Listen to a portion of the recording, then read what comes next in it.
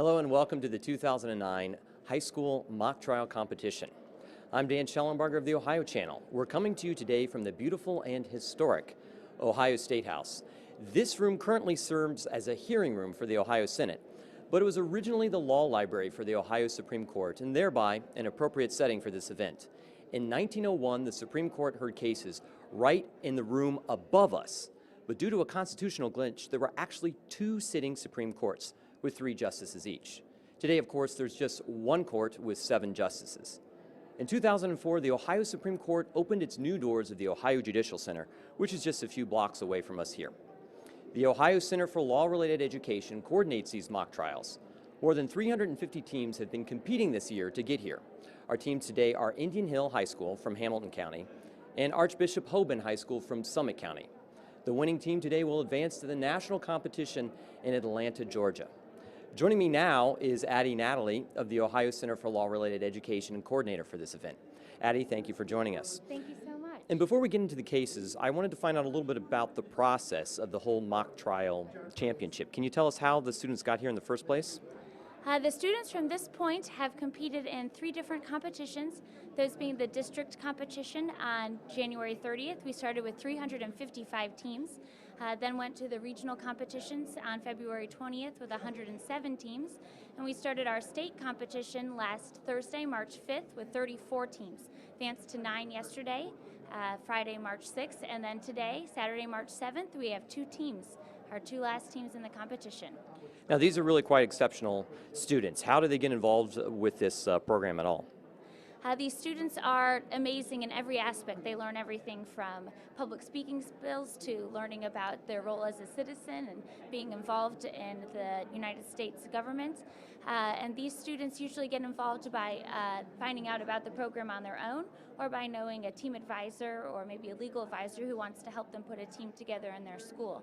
We have a lot of teams who come and compete every year. As I said, 355 teams. It's the 26th year of the high school mock trial program this year, so we have a great program in Ohio, the 4th largest in the nation, and it just seems to keep building on top of each other. So the 2 teams that are here today, Indian Hills and then Archbishop Hoban, how many different competitions did it take for them to actually advance to the state level? Indian Hill and Archbishop Hoban have both won 8 competitions apiece, 4 playing plaintiff and 4 playing defense. Every team with us today plays both plaintiff and defense. That's part of the learning aspect of the high school mock trial program, so they're able to gain knowledge on both sides of the case and practice both sides. Now, is this day 2 of the state competitions? This is actually day 3 of the state competition, so we're in the home stretch and it's great to have everyone here. Now, do they know if they're going to be the plaintiff or defense, or how is that determined? The teams are determined whether they're plaintiff or defense when they showed up today. In our office, everything is random. We draw them out of envelopes, literally. First name out is plaintiff, the second name out is defense. And then this morning, before we started, we pulled out the first name plaintiff. That will be Indian Hill Black, and the second name defense, which will be Archbishop Hoban. Now, these are the kind of kids you might want to actually get their names and addresses, because in a couple of years, they may be able to defend us in court.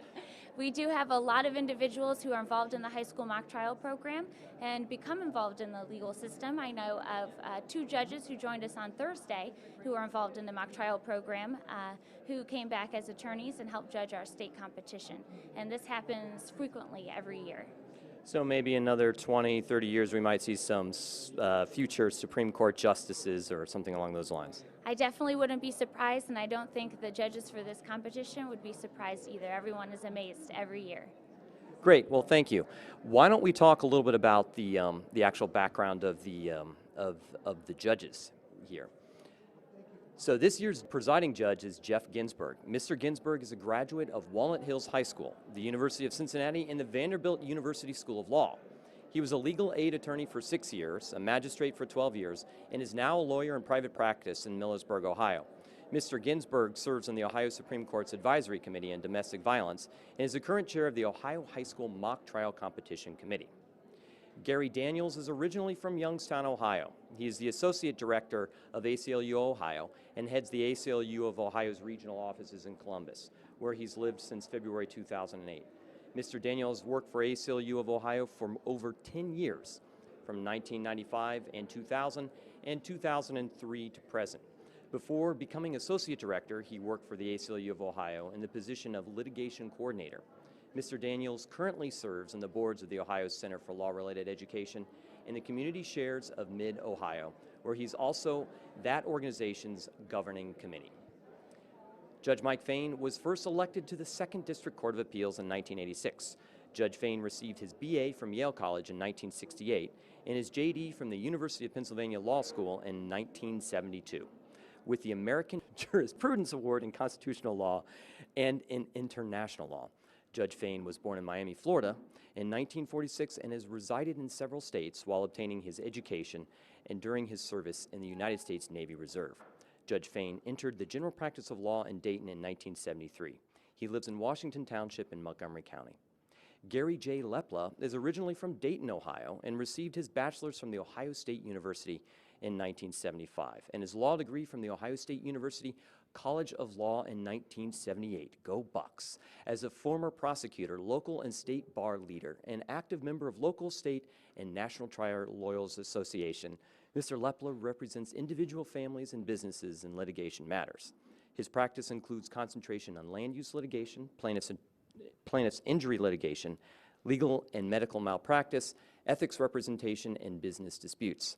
He is a board-certified civil trials advocate and president of the Ohio State Bar Association in 2008 and 2009. Well, those are our judges for today. Now let's talk a little more about what we're going to see here today. To help us guide us through what we're about to see is Lisa Eschleman and Vladimir Belo. Lisa is an attorney with the Ohio Environmental Review Appeals Commission, and Vlad is an attorney and partner with the law firm of Bricker and Eckler LLP. Thank you both for joining us today. Can you tell us, we're going to pull you in here a little bit, can you tell us a little bit about what we're going to see in terms of the case? Yes, the case brings together immigration policy and the Equal Protection Clause to the 14th Amendment. We have a defendant school district that has enacted a policy that requires proof of U.S. citizenship or legal residency status before a student may participate in extracurricular activities. And as you'll hear in this case today, the plaintiff, for reasons that will be explained by the parties in the case, I'm sure, is unable to come up with such proof and is therefore ineligible to participate. And because of that ineligibility, he or she has his or her college scholarship chances for an athletic scholarship put into jeopardy. So Lisa, what kind of things do the judges look for while this is going on? The judges are going to look for a number of things. Primarily, they want to see the mastery of the facts and the records. I think that what we'll be fortunate enough to see today is that these students, both the attorneys and the witnesses, know the statements and the facts inside and out. The second, and equally as important, is the lawyer's ability to apply those facts to the law that's provided. And in this case, you're going to see a lot of opportunity to apply the facts to the four factors for preliminary injunction. And so the judges will be beginning to look to see how well the students can integrate the facts into the law. Now, both of you are practicing attorneys. What do you think about when you see that these are, 15, 16, 17, 18-year-olds? What do you think about in terms of your own schooling, about what it takes to actually become an attorney? Vlad and I were talking before we were on this morning about, it brings us right back. I can remember participating in a mock trial program in my high school in Indiana, and I look down here and I say, man, not much time has passed.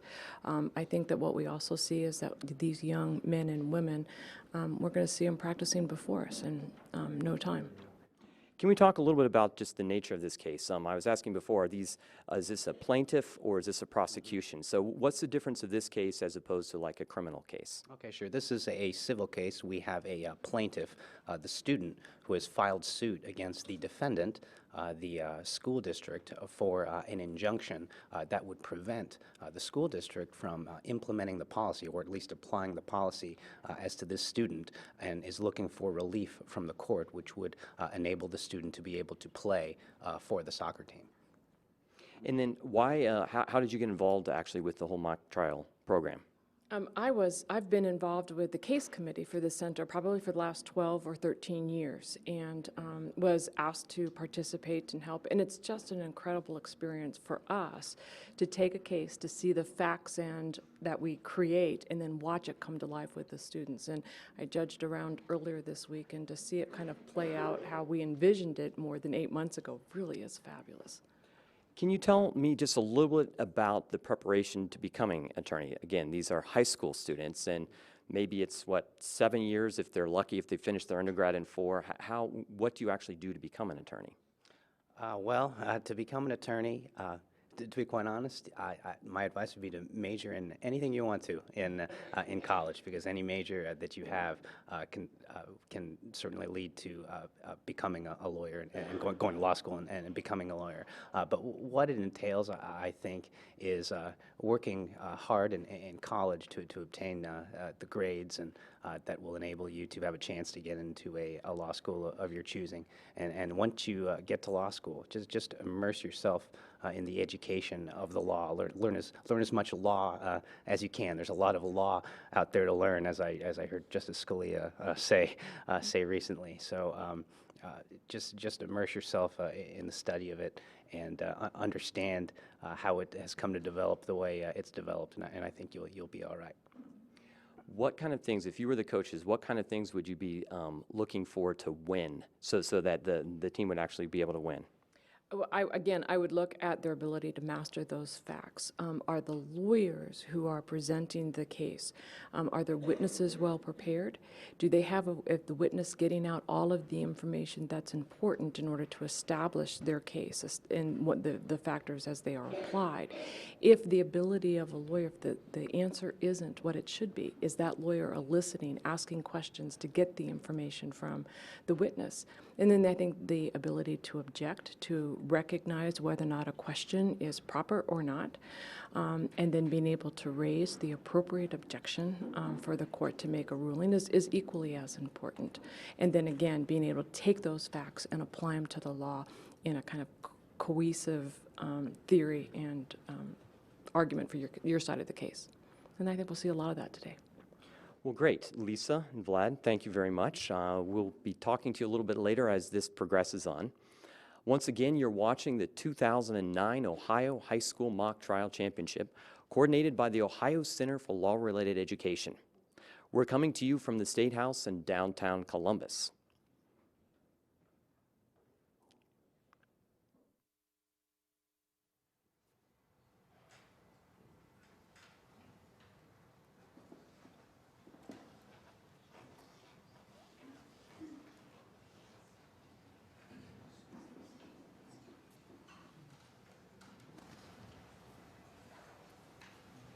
All rise.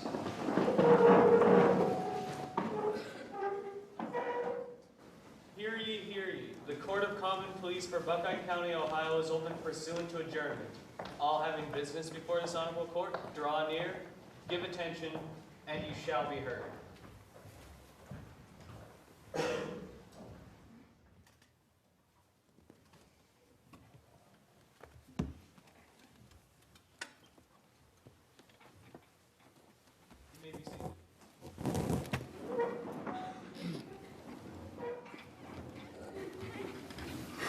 Morning. Before we begin today, we're going to have the judges introduce themselves briefly. I'm Jeff Ginsburg. I'm a private attorney in Millersburg and was chair of the competition committee this year. Gary, do you mind going next? I'm Gary Lepla from Dayton. I'm president of the Ohio State Bar Association. Jerry McBride. I'm a judge of the Claremont County Court of Common Pleas. Mike Fain, Ohio 2nd District Court of Appeals in Dayton. I'm a member of the competition committee along with Jerry and Jeff. I'm Susan Ashbrook. I'm Deputy Chief Counsel for Attorney General Richard Cordray. I'm Gary Daniels. I'm the Associate Director for the American Civil Liberties Union of Ohio and a board member for the Ohio Center for Law-Related Education.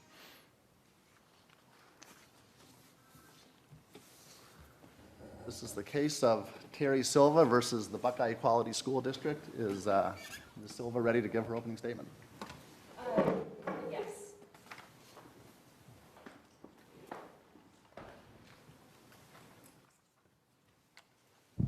Your Honors, before time begins, I'd just like to take a moment to reintroduce myself and my team. My name is Elaine Bainham, and along with my co-counsel Danny Strunk, we will represent Ms. Silva, the plaintiff, today. And to do that, we will be calling two witnesses to the stand. The plaintiff herself, Terry Silva, played by Hannah Kahn, followed by Dr. Alex Rhodes, a professor of sociology, played by Asif Rahman.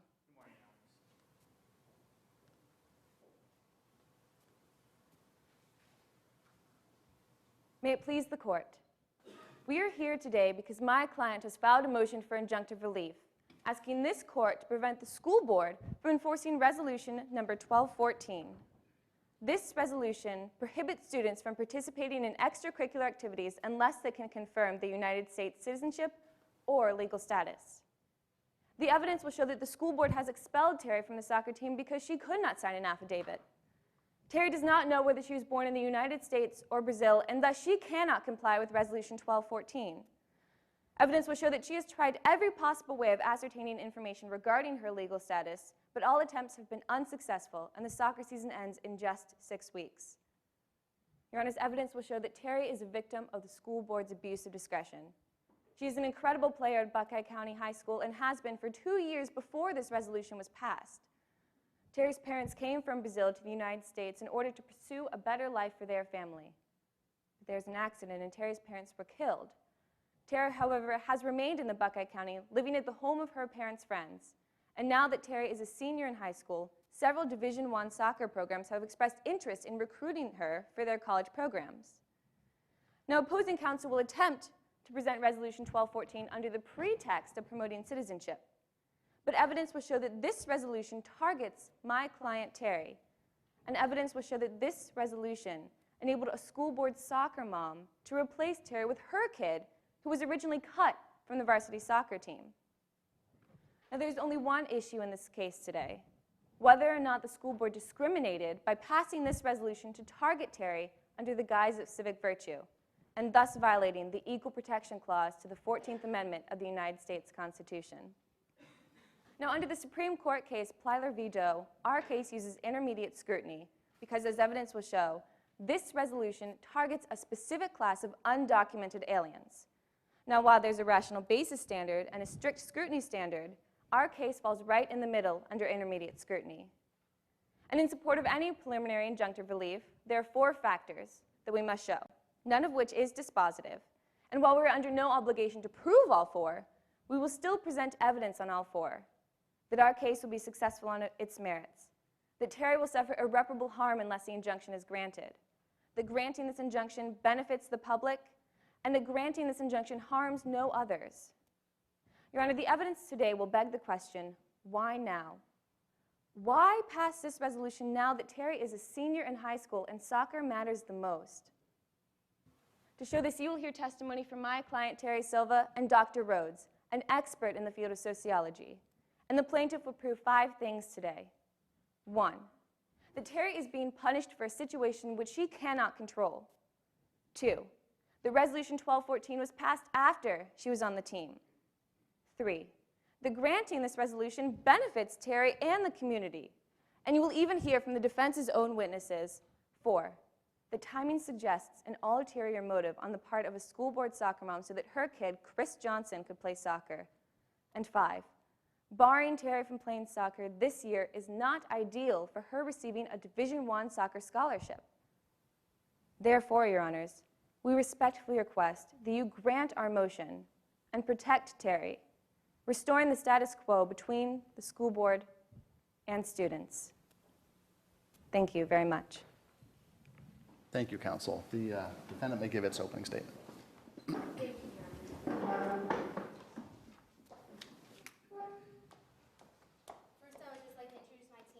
I am Rachel Krajewski, here with my co-counsel, Jenna Decker, on behalf of the defense, Buckeye Equality School District. Today we will be calling forth 2 witnesses, first being Regan Stone, an expert in college recruiting, and the second, Jordan Justice Guttenberg, played by Jennifer Kelbis. May it please the court. Your Honors, we are here today because Terry Silva, a senior at Buckeye Equality High School, cannot comply with the recent rules set forth by my client, the Buckeye Equality School District. Resolution 1214 The policy in question requires any student wishing to participate in extracurricular activities to first do one of two things: to either provide proper documentation of legal status, or if for some reason that is not possible, to simply sign an affidavit attesting to their citizenship or legal status. Terry Silva has failed to do either of these and therefore cannot play soccer for Buckeye Equality High School. Your Honors, the plaintiff has the burden of proof in this case. As you know, in order for this court to grant a request for an injunction, they must prove 4 necessary factors. They must prove each and every one of these factors. The first being their likelihood of success on the merits. Through the testimony of Jordan Justice Guttenberg, we will establish the fact that Resolution 1214 was instated to ensure respect for the law of the land. It is the school board's duty to run Buckeye Equality Schools during school hours and after, during extracurricular activities. Resolution 1214 is just one policy of many that pertains to such activities. Other requirements must be met in order for a student to participate, including passing a drug test and maintaining a certain GPA. Teaching respect for the law via Resolution 1214 is clearly a legitimate governmental aim. The second factor that the plaintiff must prove through clear and convincing evidence is that Terry Silva will suffer irreparable harm absent the injunction. The essence of the plaintiff's irreparable harm argument is that they believe Terry Silva will not be able to receive a Division I college soccer scholarship if she is not permitted to play for Buckeye Equality. But Your Honors, Regan Stone, an expert in college recruiting, will tell this court that Terry Silva is ranked one of the top 50 best prospects in the entire nation. Even if she cannot play for Buckeye Equality, she will still be able to play club soccer in the winter and spring seasons. And with her athletic ability, talent, and high ranking, she is almost guaranteed a Division I college scholarship, making the plaintiff's irreparable harm argument nothing more than blatant speculation. The third factor that the plaintiff must prove is that Resolution 1214 will cause harm to others. In reality, Your Honors, the opposite will occur. If Terry Silva would be permitted to play soccer, Chris Johnson, an exemplary senior at Buckeye Equality, would be stripped of her well-deserved spot on the varsity team. The fourth and final factor that the plaintiff must prove is that the granting of injunctive relief will serve the public interest, when in fact it will not. The school board aims to serve one very important goal: to teach its students that compliance with the law holds a place of highest value. Exempting one student who just happens to be the star soccer player out of 10,000 other students in the school district will not accomplish this goal. Your Honors, we, the school board, would love for Terry Silva to play soccer. Who wouldn't want to see a player with talent like Terry's out on the field in hopes of making it to the state finals? But Your Honors, the school board believes that every person must follow the law, no matter who they are. It is important to remember that Terry Silva is not being denied the basic right to an education. That is not what this case is about. This case is about the ability to participate in extracurricular activities, which is a privilege and not a right. Because the plaintiff will fail to meet their burden of proof in this case, we, the defense, respectfully ask that Your Honors deny the request for injunctive relief. Thank you. Thank you, counsel. The plaintiff may call their first witness.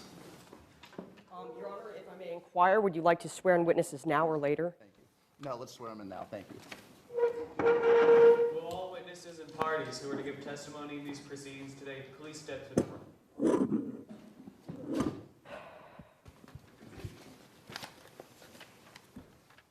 Please raise your right hand. Do you solemnly swear that the testimony you are about to give today is the truth, the whole truth, and nothing but the truth, and that your testimony will comply with the rules of the Ohio mock trial competition? I do. You may be seated. Mr. Strunk, you may call your first witness. Yes, Your Honor. At this time, the plaintiff calls Terry Silva herself.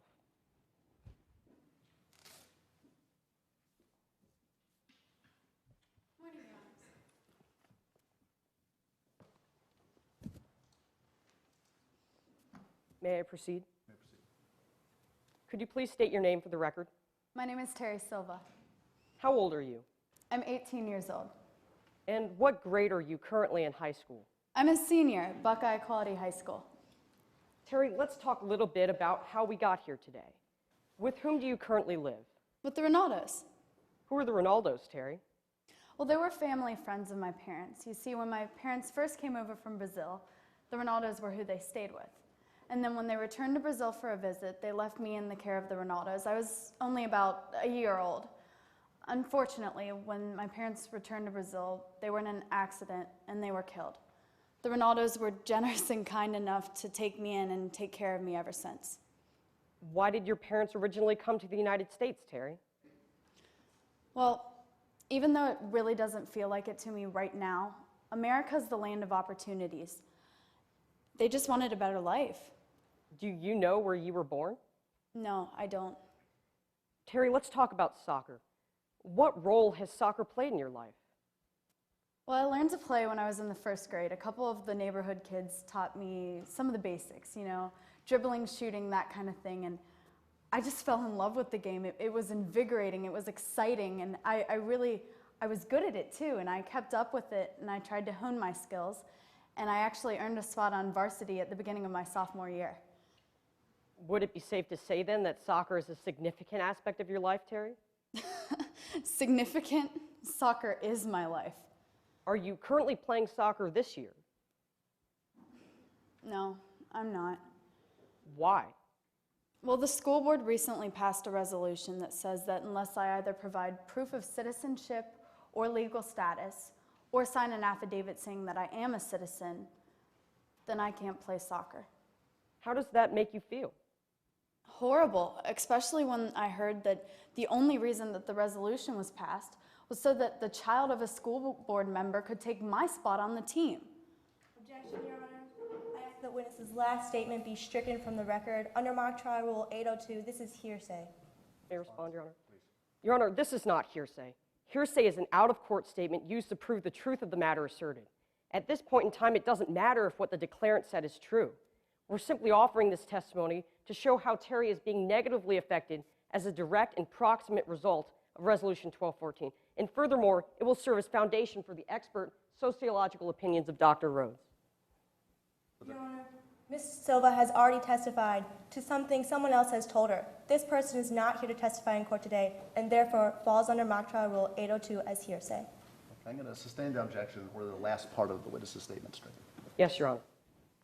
Let the record reflect that I am referring to what has been previously stipulated as Exhibit A. Let the record further reflect that I am showing an unmarked copy to opposing counsel. I believe Your Honors already have a copy. Permission to approach the witness.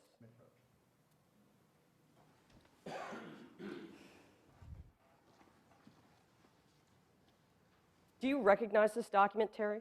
Yes, I do. This is the thing keeping me from playing soccer. Did you sign the affidavit that this resolution requires? Of course not. I don't know where I was born. Signing the affidavit would be a lie. Have you searched at all for information regarding your citizenship status? Yes, I actually first contacted the Buckeye County Health Department. Then I contacted the hospital in the town in Brazil where my parents were from. I even went so far as to contact the Department of Homeland Security. Were you successful? No, I wasn't. Do you believe that you will be able to find citizenship information by the time the soccer season is over? No, unfortunately I don't. Terry, how has not being able to play soccer impacted your life?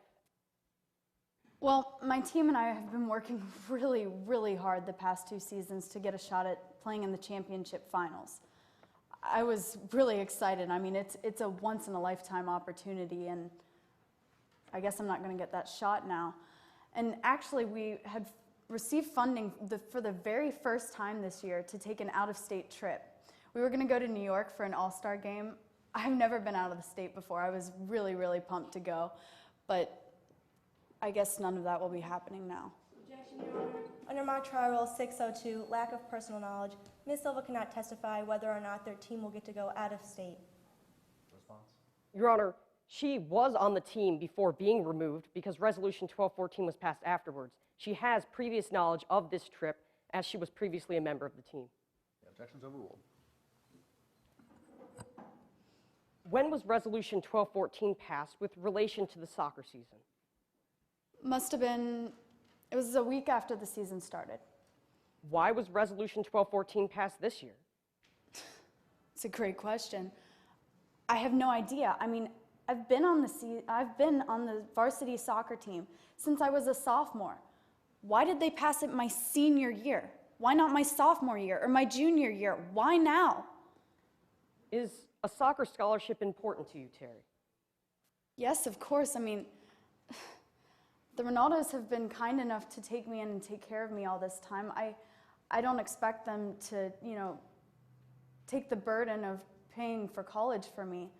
And I need a scholarship to go to school, but it's not just about the scholarship. It's about the fact that this is my senior year, and I'm losing out on playing with my varsity team. I'm losing out on leading them as their captain. I'm losing out on a chance at the championship finals. I'm losing out on all that. It's not just the scholarship. Terry, you have a copy of the resolution in your hand. Its stated purpose is to promote respect for and compliance with the law. Have you demonstrated respect for and compliance with the law? Yes, of course. I don't have a criminal record. I participate in extracurricular activities. I volunteer in the community. I'm simply being punished for something that I don't have any control over. Thank you. No further questions. Thank you, counsel. Cross-examination? Yes, Your Honor.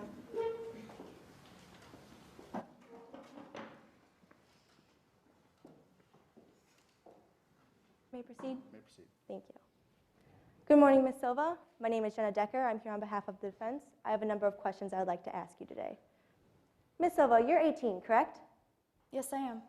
So you're considered an adult, right? I guess so. And as an adult, you have responsibilities, correct? Well, sure, yeah. One of these responsibilities is attending school, right? Yes. You're a senior at Buckeye Equality High School, correct, Ms. Silva? Yes, I am. And there you've previously played soccer, correct? Yes, since my sophomore year. You've also maintained a 2.8 GPA average, correct?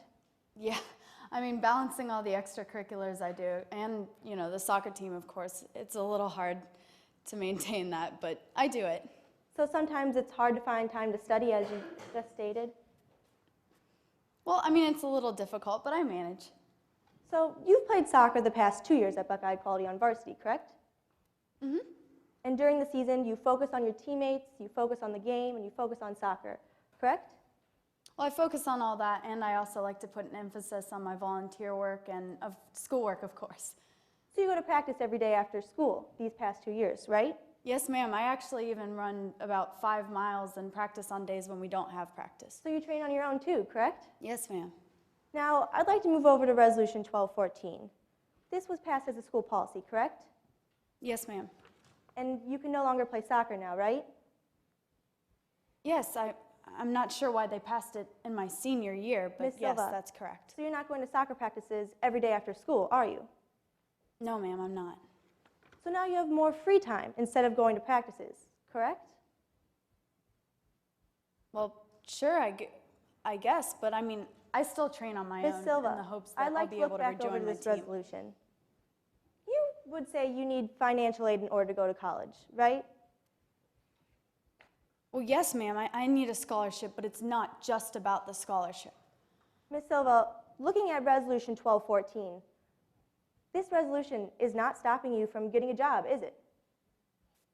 No, ma'am, actually, the current economic situation is what's stopping me from getting a job. So this resolution is not stopping you then, correct? No, ma'am, it's awfully hard Thank to you, find a Ms. job Silva. right now. The job market's not so great. Objection, Your Honor. Ms. Decker has now cut off my witness for the third time. I would request that she be able to answer the question to the full of her ability so as to not mislead the court. Any response? Your Honor, I believe the witness has answered my question. Okay, I think the witness is taking some liberties as well. Just do your best to listen to the question and answer it as precisely as you can, and you let her finish. Yes, Your Honor. Yes, Your Honor. Now, Ms. Silva, still looking at Resolution 1214, this resolution is not stopping you from taking out a loan, is it? No, ma'am, I've applied for a loan. I've been denied.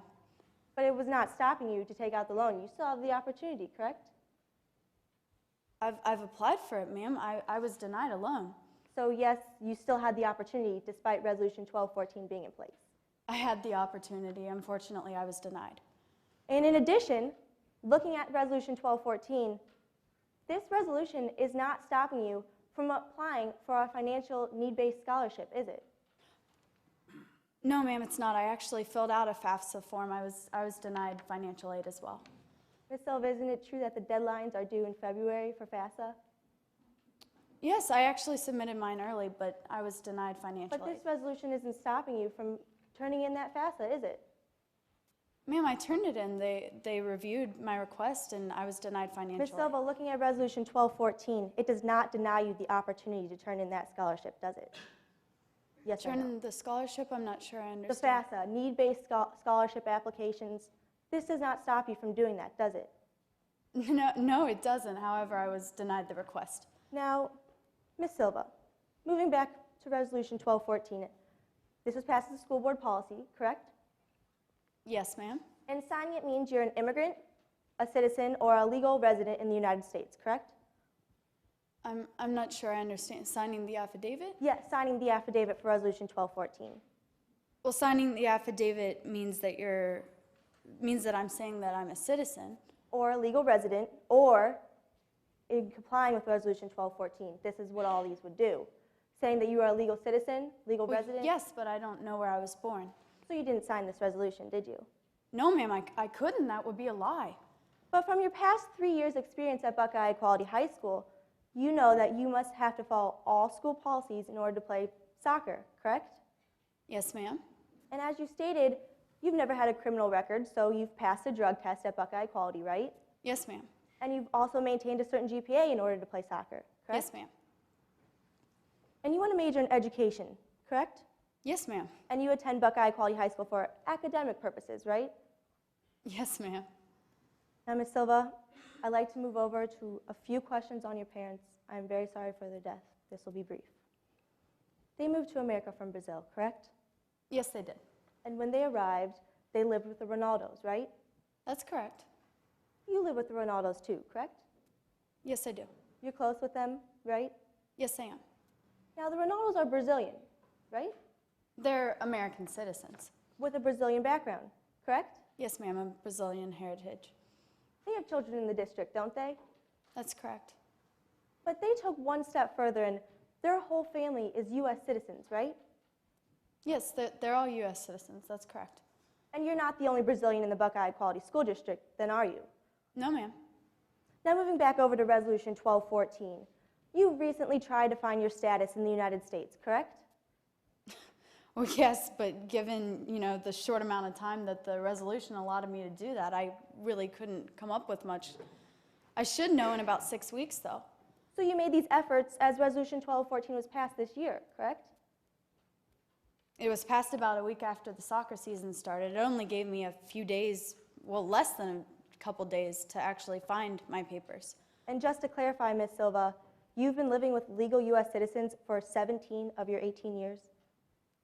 Yes, ma'am, I have, but the resolution was Ms. just Silva. passed this year. Now, this resolution, as we've already stated, must say that you are a legal citizen, legal resident, or a legal immigrant in the United States, correct? Yes, ma'am, I believe you asked me that already. Now, this resolution doesn't state that you have to be born in the United States in order to comply with it, does it? I'm not sure I understand your question. Resolution 1214 does not state that you must be born in the United States in order to comply with it, to participate in extracurricular activities. Correct? Ms. No, Silva? it doesn't. Now let's move back over to playing soccer. You've previously played club soccer, right? That's correct, previously. And club soccer is a private organization, right? Yes, ma'am. It is not sponsored by Buckeye Equality High School, correct? No, it's not. This is played in the off-season then, right? Yes, ma'am. One opponent you faced was Chris Johnson, correct? That's correct. Chris is a senior at Buckeye Equality High School, right? Yes. You stated that she is a hardworking soccer player, correct? Yeah, she's a hardworking player. I mean, she doesn't really have the skills that a star would have, but she works really hard, yes. Now, Chris could sign Resolution 1214, couldn't she? Yes, she's an American citizen. Now, Ms. Silva, Resolution 1214 is not stopping you from having the opportunity to participate on a club team, is it? No, it's not, but She said I wouldn't be harmed by this resolution. Silva, you still have the opportunity. If I only play club soccer, Silva. that means that I won't be able to play on my high school team with my teammates on my home turf. Ms. It's Silva, not the excuse same. me. You still have the opportunity to participate in club soccer, correct? Yes, I do, but it's Thank not you. the same at all. No further questions, Your Honor. Thank you, counsel. Any redirect? Yes, Your Honor.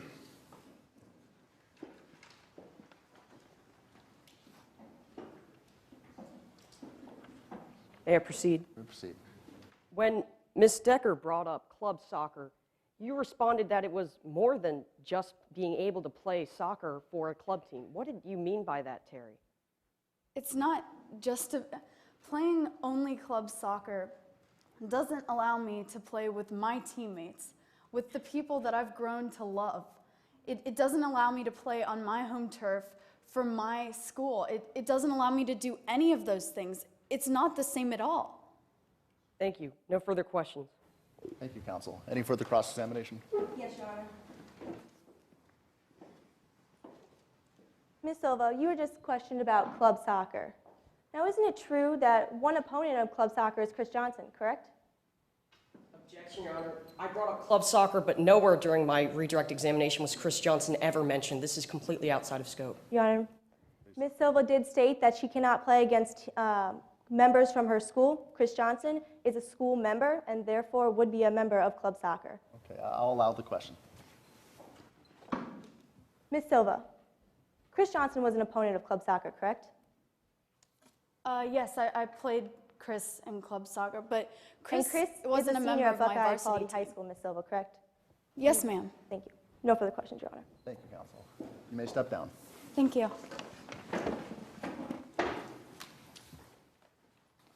Ms. Bainham, you may call your next witness. Yes, Your Honor. At this time, the plaintiff would like to call Dr. Alex Rhodes to the stand.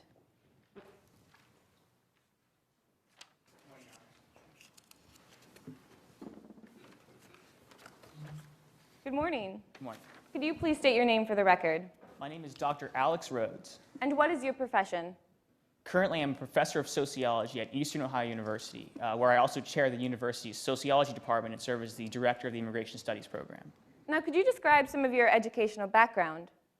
Certainly. In 1988, I received my bachelor's degree in sociology from the State University of Ohio. And 4 years later, in 1992, I received my PhD, also in sociology, from Eastern Ohio, where I've been ever since. Now, do you have any specialties within your area of expertise? Well, I do. I'm sure you know, sociology is a broad field, and I specialize in immigration and more specifically in youth immigration. Have you ever done immigration research? I have. I've actually published over 15 articles on immigration and over 3 books. And have you published your work in any other ways? I like to share my research in any way I can. I've appeared on television shows such as 90 Minutes and In-Depth, commenting on various immigration issues. And Dr. Rhodes, just to clarify, was all this, the articles, the books, the television appearances, was this confined to a discussion of the sociological impacts of immigration? No, they were in no way confined solely to a sociological discussion. I commented on several immigration issues. Thank you, Dr. Rhodes. At this time, I move to have Dr. Rhodes be recognized as an expert within the fields of sociology and immigration, according to Rule 702. No objections, Your Honor. Okay, the witness will be so recognized. Now, Dr. Rhodes, could you please share some of your research? Well, the primary finding that I've found in the last several years of my research is that diversity benefits society, especially in educational contexts. So are you saying that there is a public benefit to diversity? Objection, Your Honor. Counsel is leading the witness. I'll rephrase. I just meant to clarify, Your Honors. Okay. Dr. Rhodes, is there a public benefit from diversity? There is a public benefit to diversity, but diversity, especially in places like high schools and colleges, is something to be valued. And could you explain what you mean by the term diversity? Well, by diversity, I mean exposure to people from different countries and cultures and walks of life and backgrounds. Do you have any examples of this benefit to society from diversity? Certainly. There's many historical examples of diversity benefiting society. In the 1850s, Irish Catholics. In the 1890s, Italian Americans. Terry Silva, right here, is a great example of how diversity can benefit society. Dr. Rhodes, are you familiar with Terry Silva? I am. Well, how so? Well, I first encountered Terry while doing research on documentation in immigrant populations. Now, Dr. Rhodes, were you present when Terry testified about her Brazilian heritage? I was. Now, how does Terry affect society? Well, Terry affects society by bringing diversity to society and therefore benefiting it. And were you present when Terry testified about soccer as a means to education? I was. Now, how can Terry succeed in society? Well, research shows that one of the primary methods by which children of immigrants like Terry succeed in this country is through education, especially college education. So for Terry, a college education is one of the methods by which she can achieve, I guess, what you would call the American dream. Now, Dr. Rhodes, were you present when Terry testified about her removal from the varsity soccer team? Objection, Your Honor. Under Ohio mock trial rules, witnesses are not present during the testimony of other witnesses. Your Honor, actually, according to Ohio mock trial rules, there's no theoretical separation of witnesses, meaning that all these witnesses were present when other witnesses were testifying in court today. Okay, I think that's right. Objection's overruled. Again, Dr. Rhodes, would you like me to repeat the question? Sure. Were you present when Terry testified about her removal from the varsity soccer team? I was. Now, does Terry have any control over her immigration status? You know, I really want to emphasize this point. Immigrant populations, immigrant groups lose immigration papers all the time when they travel. And it's not Terry's fault. This is in no way something she can control. It's not her fault. Now, Dr. Rhodes, are you familiar with Resolution 1214? I am. Let the record reflect that I'm now referring to what has been previously stipulated to as Exhibit A. Let the record further reflect that I'm showing opposing counsel an unmarked copy.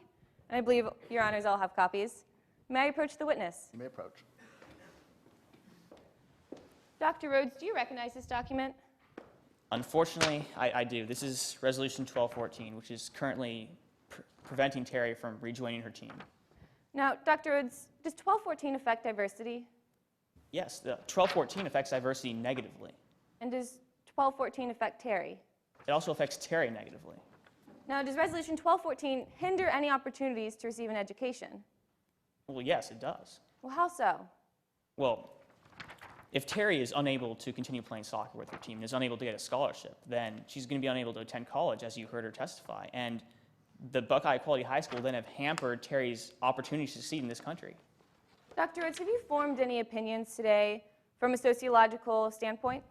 I formed several. And on what are all these opinions based?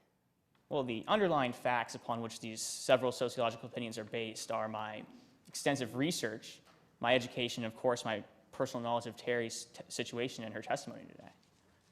Okay, thank you, Dr. Rhodes. Now, as I'm sure you heard in my opening statement, there are 4 factors that the plaintiff must prove today, none of which are dispositive, and I'd like to discuss each one of these with you for just a little bit. Is that okay? Sure. Now, the first factor is what's known as irreparable harm. So, hypothetically, how would Terry be affected if she were unable to return to her varsity soccer team? Hypothetically, from a sociological standpoint, if Terry were unable to return to her soccer team, there could be a substantial negative impact. Not allowing Terry to return to her team would signal to her that she's not being accepted by a culture that she's been a part of for almost her entire life, and that could lead to serious feelings of isolation, as demonstrated by Terry on direct examination, and a decline in academic success. Thank you. Now, another factor measures the balance of harms. So, hypothetically, if Terry were unable to return to her soccer team, what harm would arise?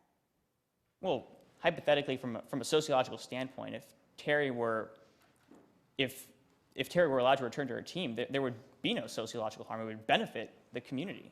So, Dr. Rhodes, will there be a public benefit if she returns to her team? Yes, there would be a huge public benefit. Thank you. Well, that actually goes right into my next point, which deals with public interest. Dr. Rhodes, hypothetically, if Terry were reinstated into her team, how would the public be affected? If Terry were allowed to rejoin her soccer team, then she would be allowed to form what we call in sociology a positive social network. She'd be allowed to more easily share her experiences and views with team members, the community, and school members, and everyone would benefit as a result. Thank you. Now, the fourth and final factor is what's known as likelihood of success on merits. Now, Dr. Rhodes, would you be able to testify today about any specific legal issues? You know, I'm a sociologist, not a lawyer, so I don't think I could. Okay, thank you. Well, then could you testify about the sociological implications of 1214 and their effects as they relate to undocumented aliens as a group? I could comment on those issues. Great. Well, what are the sociological implications of Resolution 1214? Well, from a sociological standpoint, this resolution, Resolution 1214, is mandating discrimination based on race. And I say from a sociological standpoint because if you take a look at this resolution on its face, it appears neutral, but it's not. I really want to emphasize that it's not neutral. This resolution disrespects values like cultural awareness and diversity. They're going to be valued later on in collegiate and work environments. It's detrimental to the educational goals of promoting good citizenship, which is ironic because that's one of the purported goals of the resolution. Now, from a sociological standpoint only, and based on your research, how would you characterize Resolution 1214? From a sociological standpoint, I would characterize Resolution 1214 as without any basis, rational or otherwise. Well, and why is that? I have two reasons for that, actually. Okay, Dr. Rhodes, what's the first reason? Well, the first reason is that diversity, research conclusively shows diversity is beneficial to the public. There's no reason to require affidavits or papers in this case. And what's the second reason? The second reason becomes apparent when you look at what you might call the timeline. This resolution was passed after Terry was already on the team. It's clearly an attempt to target Terry and others like her. That's undocumented aliens. Thank you, Dr. Rhodes. I have no further questions at this time. Thank you, counsel. Cross-examination.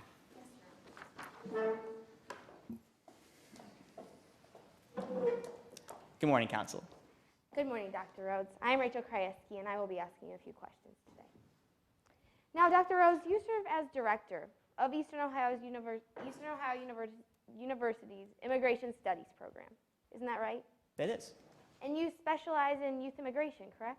Yes, I do. Immigration and youth immigration. I'm a sociologist. And you have done extensive research on these matters, correct? Yes, I think I have. And one thing that your research has shown is that society benefits from being exposed to individuals from other countries and cultures. Isn't that right? That's right. Diversity benefits the public. Because this allows people to learn about diversity and acceptance, correct? Correct. Now, your research has also shown that these benefits are particularly pronounced in an academic or educational environment. Isn't that right? That's right.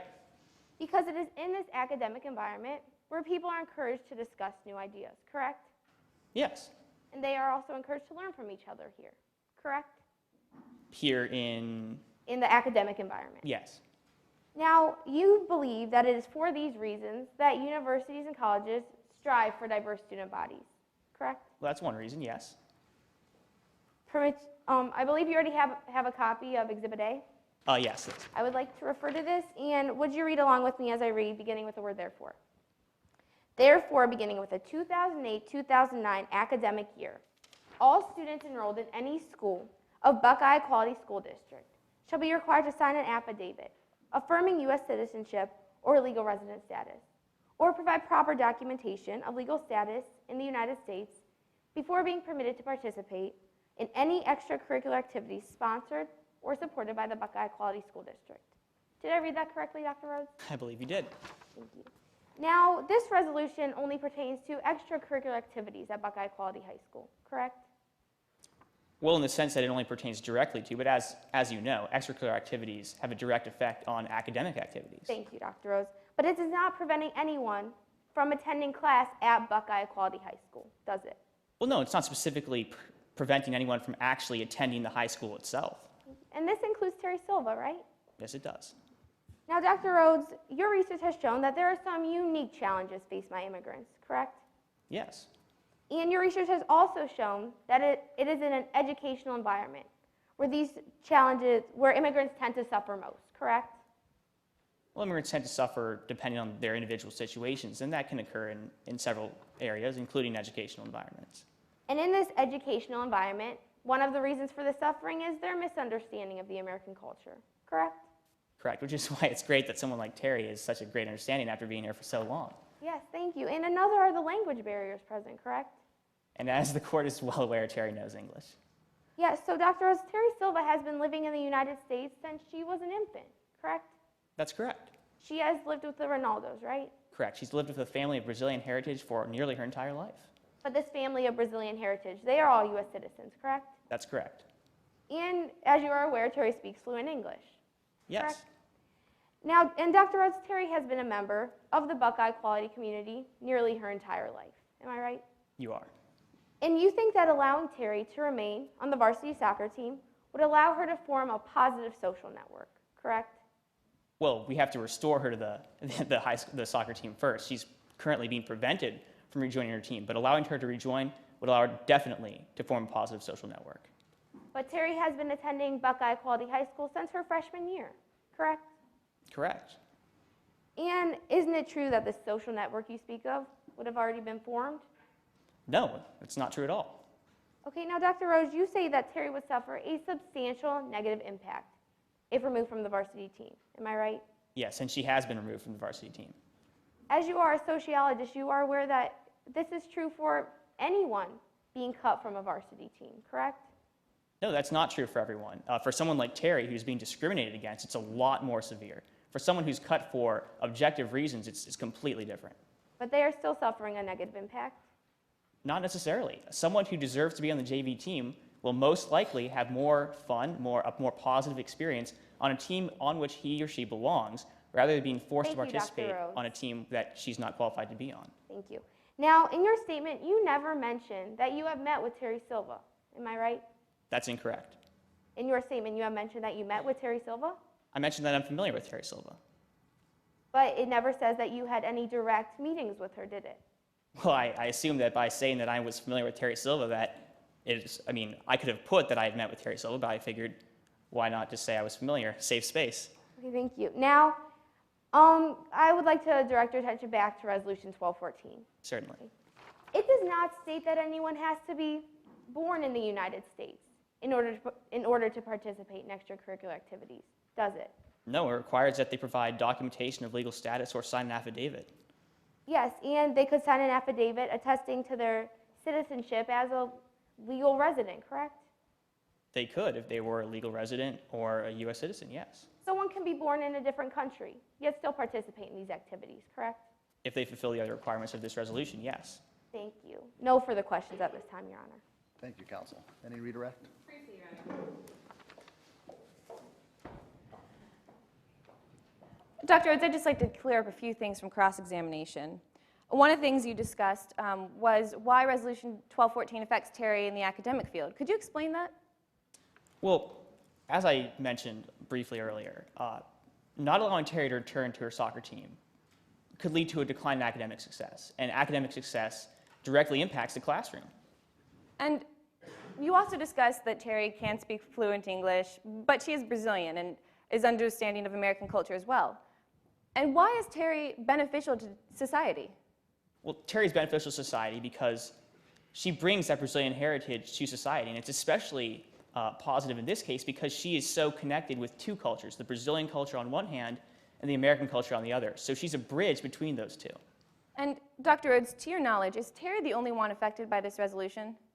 Terry is thus far the only person in the entire Buckeye Equality School District, to my knowledge, has been affected by this resolution. Objection, Your Honor.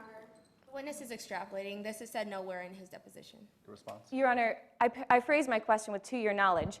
Dr. Rhodes has no knowledge of anyone else being affected by this resolution. We are here today because Terry has been discriminated against by this resolution, and under Plaintiff v. Doe's intermediate scrutiny, this resolution targets a specific class of undocumented aliens, including Terry, because she cannot prove her citizenship status. However, if opposing counsel is willing to concede that this case is in fact intermediate scrutiny, I'd be more than happy to move on, Your Honor. Okay. You don't need to address that last point. Anything else you want to say on this objection? Yes, Your Honor. I asked for opposing counsel to point out in Dr. Rhodes' deposition where he says that Terry Silva is the only one affected. Okay. I'm going to overrule the objection. You can test his knowledge on cross-examination. Recross. Go ahead, ma'am. Again, Dr. Rhodes, do you have any knowledge within your statement and here in court today of anyone else being affected by this resolution? I do not. So is Terry the only one affected by this resolution to your knowledge? Yes. Thank you. No further questions. Thank you, counsel. Any further cross-examination? Yes, Your Honor.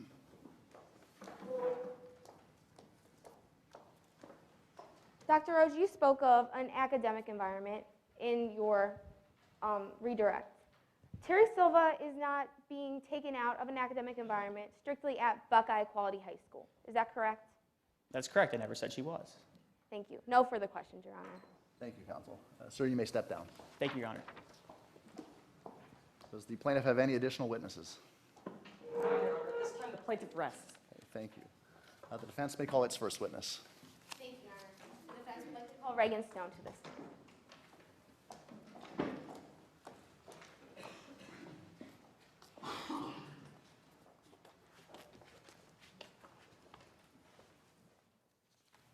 Can you please state your name for the court? My name is Regan Stone. And what is your occupation, Ms. Stone? I'm actually the president and chief executive officer and official founder of the Soccer Stone Incorporated, also known as SSI. What is SSI? SSI is one of the premier college recruiting services in the nation. And what exactly does your company do? We evaluate high school players and publish stories on these players, on their coaches, and on their teams.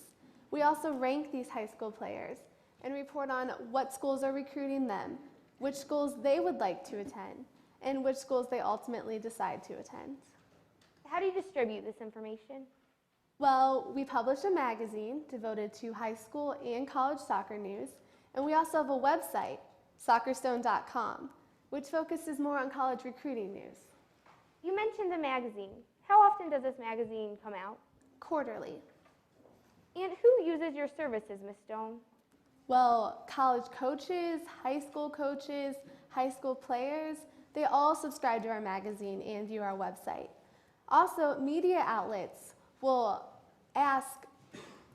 contact me in regards to information such as how talented players are or what schools are recruiting these players. Could you tell the court about your education? I traveled all the way out to the West Coast to attend the University of North Oakland. I received my bachelor's degree in business, and then I attended Roth School of Business, where I received my master's of business administration. And would you describe your soccer background for the court? Soccer has been a part of my life for a long time. I was a decent player in high school, but I didn't have a lot of schools interested in offering me a scholarship. I made UNO's team as a walk-on, and I played for 4 years under the legendary coach, Robert Milano, who rewarded my hard work with a scholarship for my senior year. And where did you get into the business of soccer recruiting? While I was in business school, I was a graduate assistant coach for Robert Milano's team, and then I progressed to a full-time assistant coach. Coach Milano didn't have a recruiting coordinator, so he relied heavily on his coaching staff. I learned how difficult it was to search for soccer talents, and I later put my love for business with my love for soccer and created my company. And this job as recruiting coordinator, what exactly did it entail? I watched an extensive amount of high school soccer games and club soccer games, both in person and on tape. And could you explain UNO's soccer program for the court while you were there? Oh, while I was there, UNO had never won a championship. In fact, UNO's first championship didn't come until Alex Morgan came along. Who was Alex Morgan? Oh, Alex. She was one of my most noteworthy recruits. I convinced Coach Milano to give her our last scholarship, even though she was a bit undersized, so not all Division I schools were pursuing her. However, she came to UNO and just blossomed under our team. In what ways did she blossom? By the time Alex left, she was UNO's all-time leading goal scorer, a 3-time All-American, a 3-time first-team all-conference selection, and captain of UNO's first championship-winning team. Where is Alex Morgan today? Alex now plays professionally in Europe, actually. Now, based on her education, training, and experience, I ask this court to recognize Regan Stone as an expert in the field of soccer recruiting. Mr. Strunk. Your Honor, mock trial rules do not permit me to voir dire the witness at this time. However, I would like to request permission from you to cross-examine the witness on the extent of her credentials later during my cross-examination. And while I do not concede, of course, that she is an expert, I will leave that determination to your discretion. Okay, well, naturally, you have the right to cross-examine her later. I will recognize the witness as an expert in soccer recruiting. Thank you. Yes, Your Honor. Ms. Stone, are you familiar with Terry Silva? Yes, I am. How so? I have watched a lot of Terry's high school and club soccer games. And as an expert in the field of soccer recruiting, do you have an opinion on Terry Silva as a soccer player? Yes. What is that opinion? Terry is a very talented soccer player.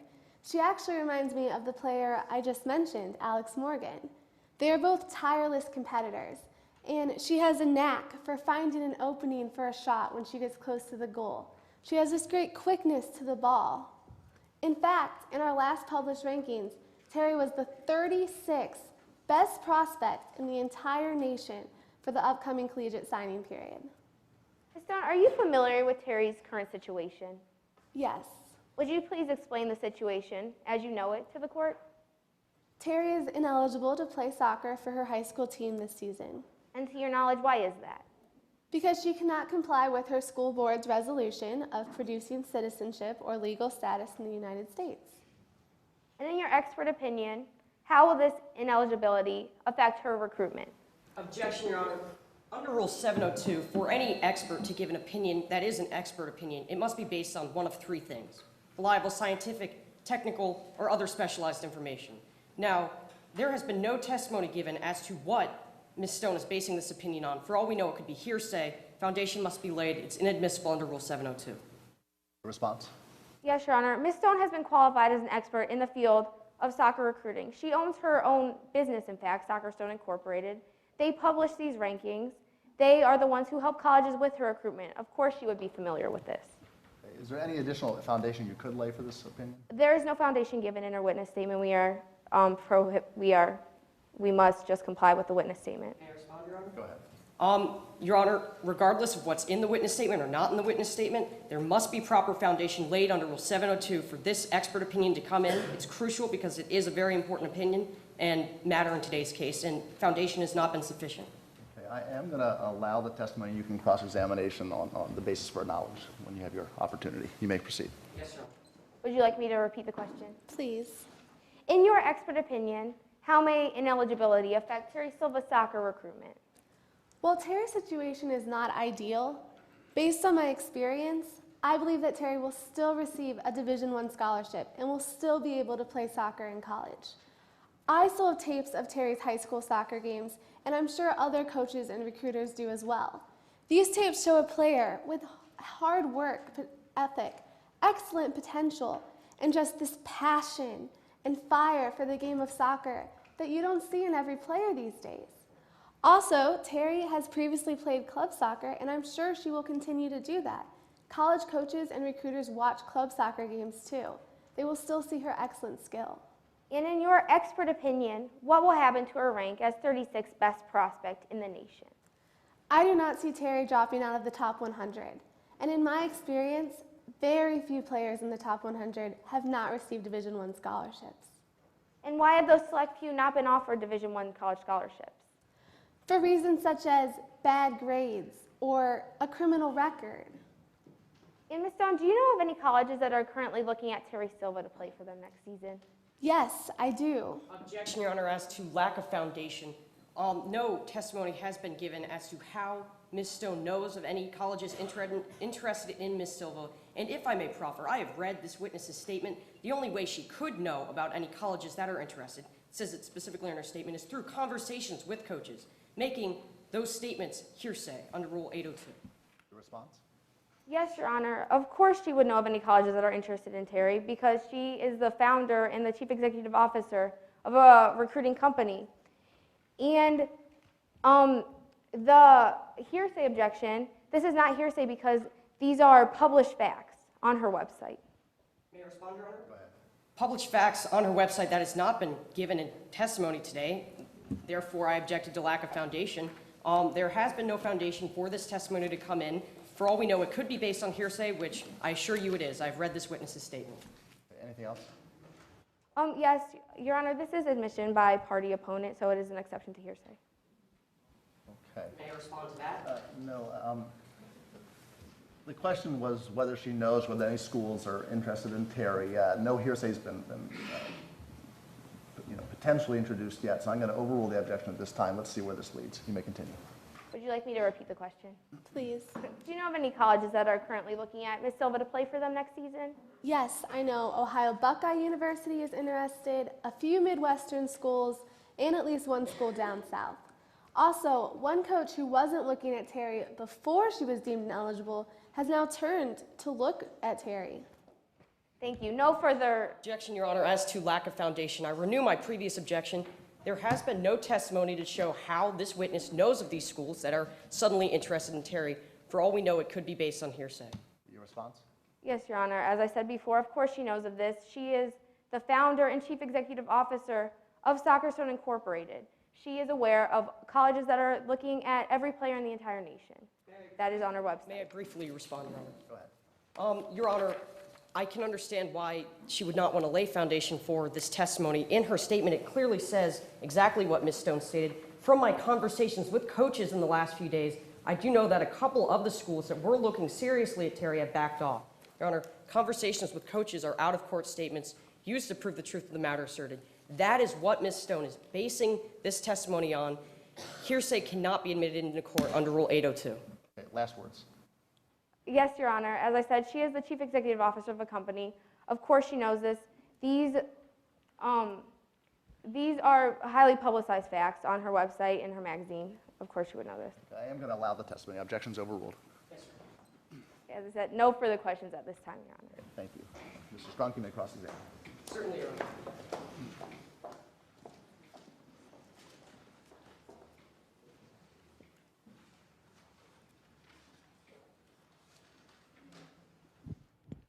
May I proceed, Your Honor? You have a bachelor's degree and an MBA from the University of North Oakland, right, ma'am? Yes. You run a company that deals with soccer recruitment, right? Yes. You've been running this business for years now, right, ma'am? Yes. But you're not a sociologist, are you, ma'am? No. Ms. Krajewski said in her opening statement that the defense would prove, quote, that absent this injunction, Terry would not be harmed. Outside of the realm of soccer, you can't give any opinions as to how Terry is socially harmed by this resolution, can you, ma'am? I am here for my education in soccer recruiting and business. So that's a yes. Outside of the realm of soccer, which you are qualified in, you can't give any opinions as to how Terry is socially harmed by this resolution, correct? No, I'm not a sociologist. You can't challenge Dr. Rhodes' expert sociological opinion that, quote, if Terry were not able to return to her team, there would be a substantial negative impact. It would signal that she is not being accepted by the community she has been a part of her entire life. You can't challenge that opinion, can you, ma'am?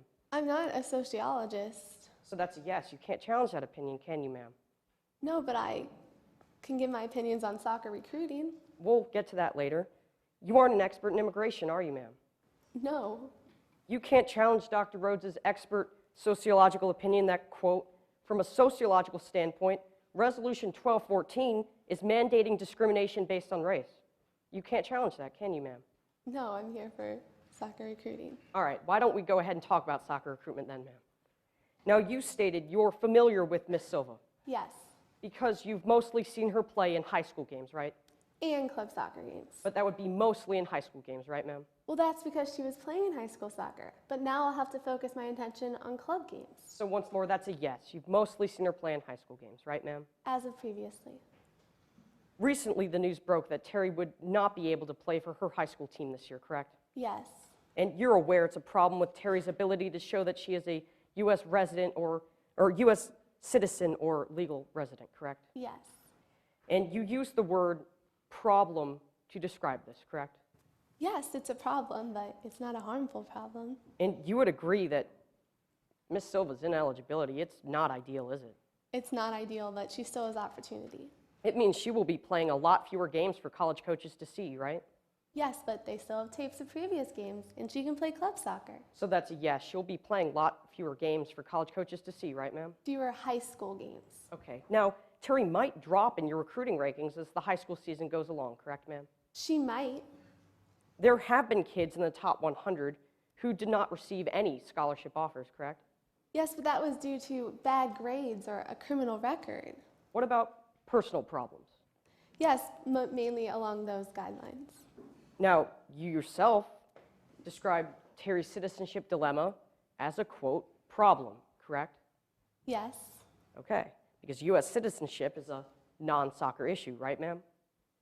Well, yes, but in Terry's case, she still has opportunity to play club soccer and such, and I think college coaches will see that and not be as affected by her ineligibility will not dissuade them. Okay, ma'am, but my question was simply U.S. citizenship is a non-soccer issue. And the answer to that is yes, right, ma'am? Okay. Now, U.S. legal status as well is a non-soccer issue, correct? Yes. Now, you do know that a couple of the schools that were looking seriously at Terry have backed off, correct? About 2. Okay, and these coaches are now focusing their efforts on kids with similar ability, correct? Yes, but like I said, one coach is now looking at Terry. So- It's funny how soccer recruiting works. I'm sure it is, but that's a yes, right, ma'am? Yes. That these coaches are now focusing their efforts on other people, correct? These 2. Okay, now, there are no guarantees that Ms. Silva will earn a Division I soccer scholarship without being able to play this year, correct? There are no guarantees in life. Now, the resolution was passed just this year, correct? That is correct. And you can't offer any reason as to why this resolution was passed this year as opposed to any other year, can you? I run a national company. I'm not affiliated with Buckeye Equality High School. I'm not aware of their decision-making process. So that's a yes. You can't give any reason as to why it was passed this year, can you? No. Thank you. No further questions. Thank you, Mr. Strunk. Ms. Krajewski, further direct examination or redirect? Yes, Your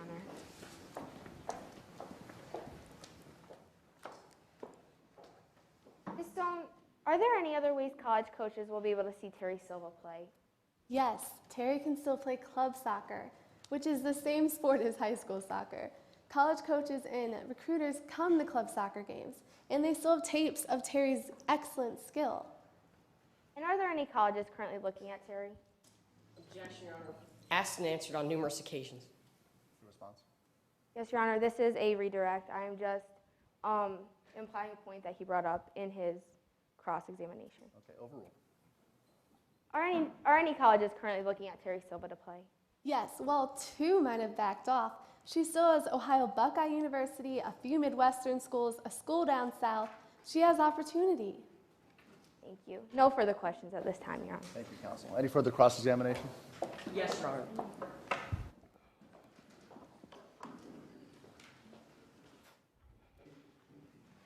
Ms. Krajewski brought up on redirect examination that Ms. Silva will still be able to play club soccer, correct? Correct. Now, Terry will still be missing out on some opportunities, won't she, even if she can play club soccer, correct? Just high school soccer, but Terry's ranking is 36th in the nation. Can't give her back her high school senior season, can it? Objection, Your Honor. This is outside of the scope of my redirect. Your response?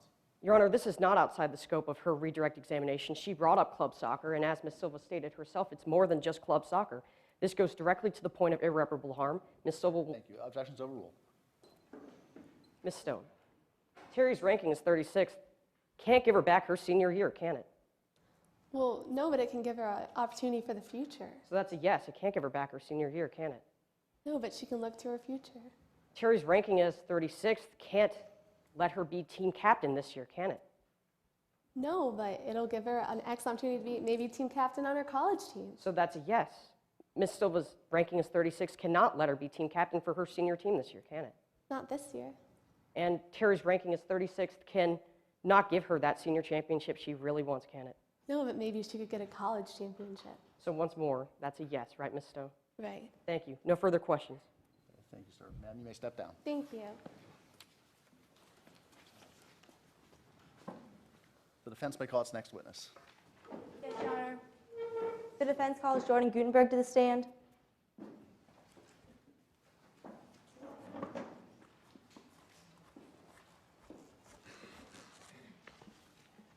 I proceed, Your Honor. You may proceed. Good morning. Would you please say your name for the court?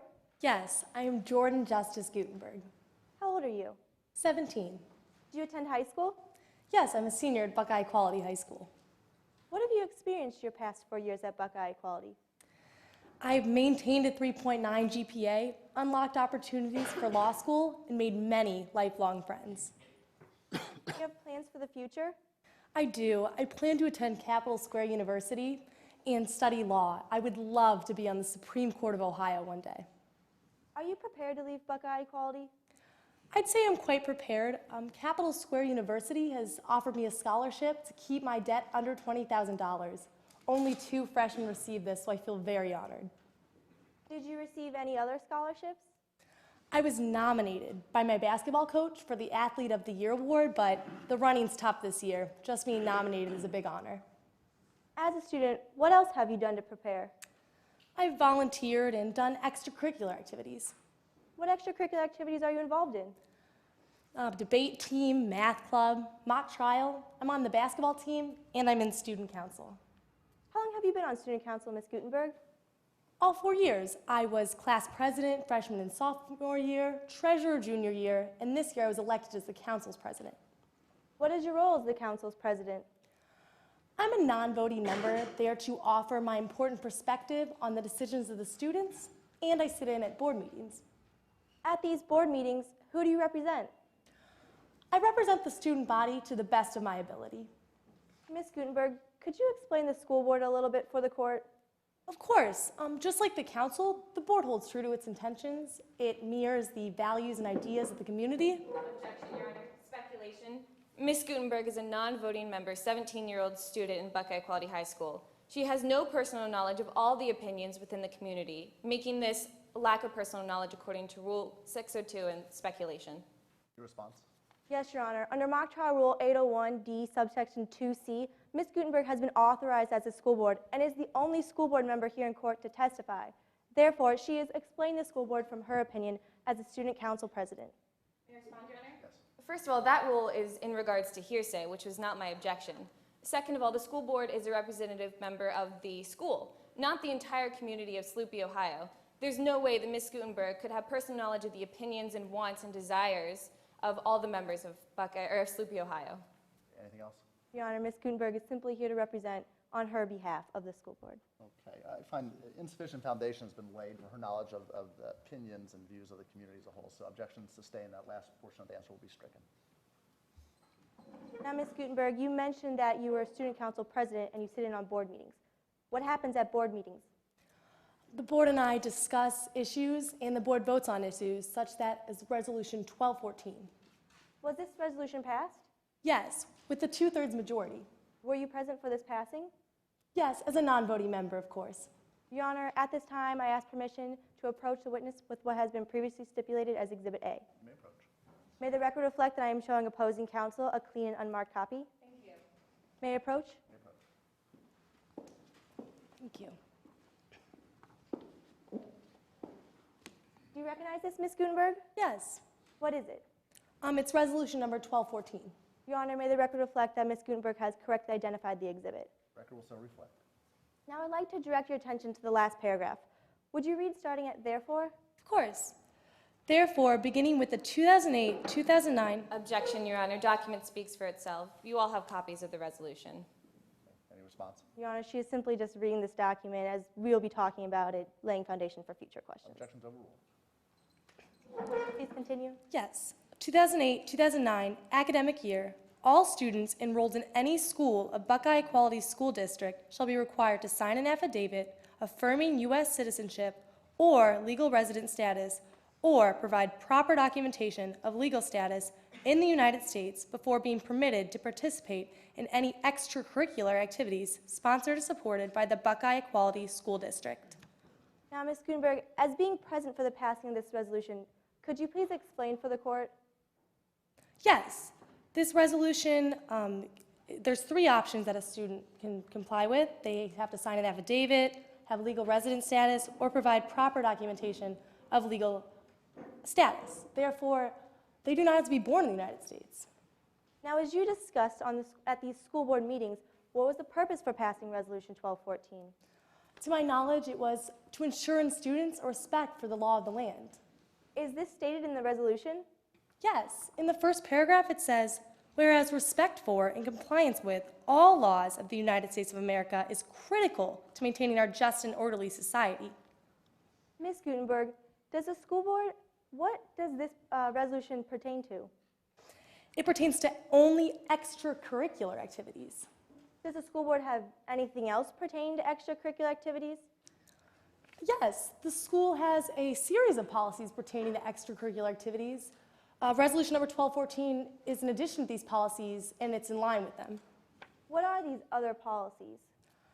One that comes to mind is drug testing. Are there any others?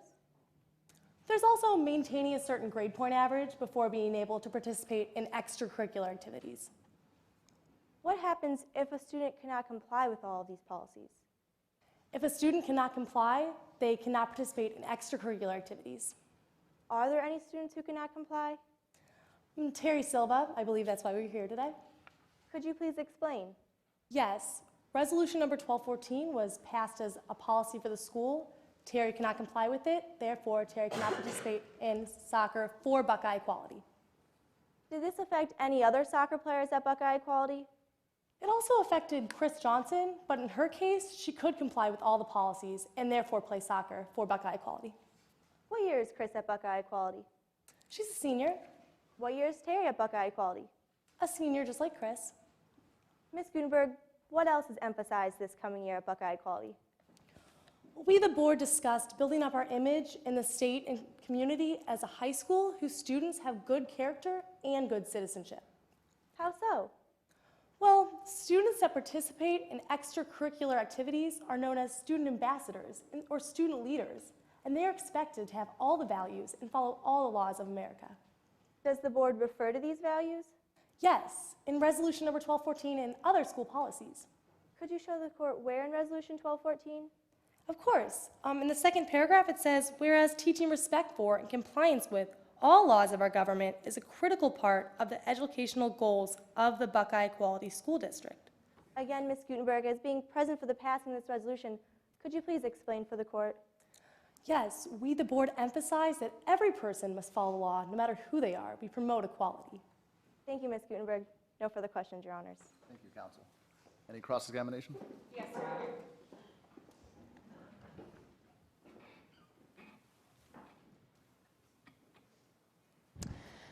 Ms. Guttenberg, you would agree with me that because of the enforcement of Resolution 1214, Terry can no longer play soccer this year for her high school team, correct? Yes, she could not comply, and Coach Hayes put her on the roster anyway. Thank you. And you would agree with me that because Terry cannot play high school soccer for her varsity team, she's not currently a Buckeye Equality student athlete, is she? Not Buckeye Equality, but she's still a good athlete. Thank you. Now, you have a little bit riding on the outcome of this case, don't you? I'm not sure what you mean. Well, let's talk about that for a second, okay? Yes. You're a senior also this year, right? I am. And you plan to go to college, correct? Yes, Capital Square University. Right, and you stated that Capital Square has offered you a $20,000 or a scholarship, correct? Yes. And this scholarship is so that your debt will be about $20,000 by the time you graduate, right? Yes. And you would agree with me that $20,000 is a lot of money, isn't it? Yes, especially for a college student. Now, you're also currently a student athlete, aren't you? I am. And you play basketball, right? Yes. And you're aware that you've been nominated for the Buckeye Athlete of the Year award, correct? Yes, the running's tough this year. It's a All big right. honor. And this scholarship is worth $40,000, correct? Yes. And you'd agree with me that that would pay off your debt and then some, wouldn't it? Yes, wouldn't that be great? Okay. So isn't it true that the Buckeye High School Athlete of the Year is awarded to a senior student athlete, right? Such as yourself? Yes. Okay, so let's talk about why Terry's no longer a senior student athlete and no longer eligible for $40,000. This resolution, Resolution 1214, was passed by the school board, wasn't it? Yes. Okay. Now you're a member of the school board, right? I am. And you know most of the board members? Yes, I'm familiar with them. You were there when it was passed? Yes, as a non-voting member. And it was passed by a 2/3 vote, wasn't it? Mm-hmm. Now, you stated that the board did not want to create a burden for students or prohibit them from participating in activities, right? Yes, that's why you can follow the policy in 3 different ways. Okay. Now, Terry could not play soccer under Resolution 1214, correct? Not until she can comply. Okay, but she could play soccer because she passed drug tests and she has a GPA, right? Yes, and I still believe she can play club soccer. Okay, but she can't play high school soccer under this resolution, right? No. Now, Terry's Brazilian, right? She is. And you stated that the Students' Council theme is an all-American high school, right? Yes, but not to be reminiscent of Leave It to Beaver in the Cleaver family. Good, I'm glad to hear. So you would agree with me that any ethnicity can be construed as all-American, right? Yes. So Chinese American can be all-American, Indian American can be all-American, and Brazilian American can be all-American too, yes, right? Of course. So diversity helps promote your all-American theme, right? Yes. Okay. Now the school board also wanted to respect the laws of the lands, right? Of course, it's stated in the resolution. And instill high moral character, right? Yes. Now, Terry didn't sign the affidavit, did she? No, she cannot comply. Okay, and therefore, because she didn't sign the affidavit, she didn't lie about her citizenship. She didn't break the rules, did she? No. And you're aware that Terry does not have a criminal record, right? I'm aware. Okay. Now, as a school board member, you feel very comfortable speaking up to offer your peers and friends' point of views, right? Yes, I do my best. And obviously, you support Resolution 1214, right? Yes. And because you've seen its application and implication in real life. Of course. And because it's affected your peer and good friend, hasn't it? Who do you speak of? Your good friend, Chris Johnson, right? Oh, yes, it's affected her. It's affected Chris Johnson. Now, your friend Chris has a friend who's on the school board, you, right? Yes, I have many friends at the school. Great. And Chris Johnson also has a parent on the school board, too, right? I believe so. Mary Johnson, right? Yes. Okay. Now, your friend Chris also plays soccer, doesn't she? She does. But Terry's a better player, isn't she? Yes, I believe so. Okay. And Chris Johnson, whose friend and parent were on the school board, replaced Terry on the high school varsity soccer team, right? Yes, she did, Okay. but... Thank you, Ms. Guttenberg. Sorry. Well, let's set up a little timeline here, okay? Of course. Terry was originally put on the varsity soccer team, right? I believe so. And Chris, your friend, was originally put on the junior varsity team, right? I think that's how Coach Hayes handled it. Okay. So your friend is a senior, was put on the junior varsity team. That's what you stated, correct? For clarification? Yes, I Okay. believe so. Then the school board started enforcing Resolution 1214, right? Yes, because Coach Hayes put Terry on the roster without complying with the resolution. Okay, I'm sorry, I didn't ask about Coach Hayes' decision. I merely asked whether or not after Chris was cut from the junior varsity team, the resolution was enforced. And the answer is yes, right? Yes, Okay. because Terry did not comply. Okay. Then Terry was removed from the varsity soccer team, right? Yes, because she didn't comply. And your friend Chris, whose friend and parent are on the school board, was moved up to the varsity soccer team, right? I believe that is what Coach Hayes did. Okay. Thank you, Ms. Guttenberg. I have no further questions at this time. Thank you. Ms. Decker, any redirect? Yes, Your Honor. Ms. Guttenberg, counsel asked you about Coach Hayes and Terry Silva on the soccer team. I believe... Objection, Your Honor. Just for clarification, I never asked Ms. Guttenberg about Coach Hayes and Coach Hayes' decisions. I'm referring to the soccer team, and she was explaining Coach Hayes. I would just like her to finish her answer here. Overruled. As long as it's for clarification. Could you please explain this case?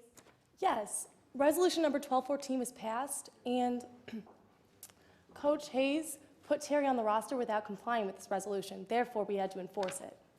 Now, Ms. Guttenberg, what is required of Resolution 1214? You have to sign an affidavit affirming U.S. citizenship or legal resident status, or you can provide proper documentation. Thank you, Ms. Guttenberg. No further questions, Your Honors. Thank you. Ms. Bainham, any further cross? May I have a moment, Your Honor? Sure.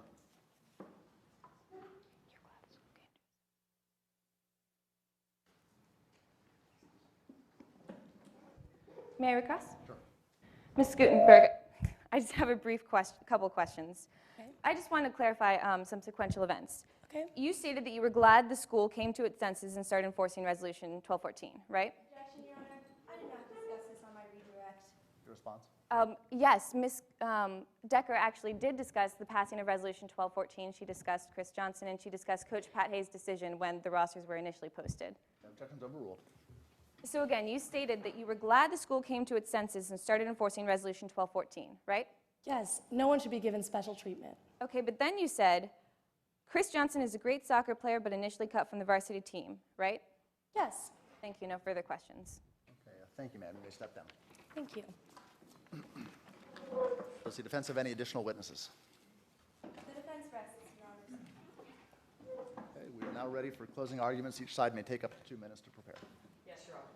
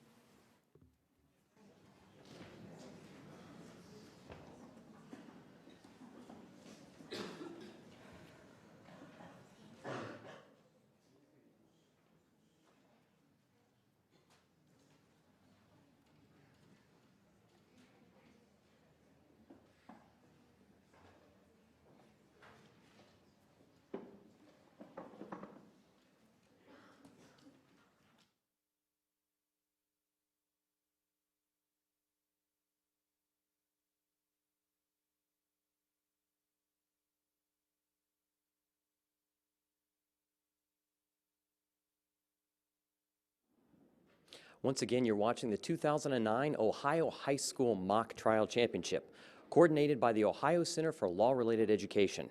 We're coming to you live from the State House in downtown Columbus. Right now, both teams are coming up with their closing arguments, and we'll be joining them on the bench here in just a few moments.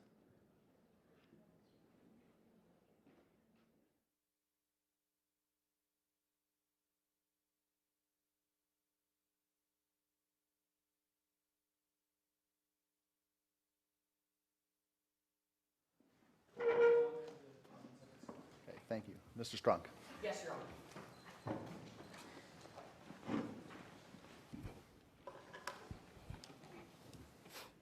May I proceed? You may proceed. May it please the court.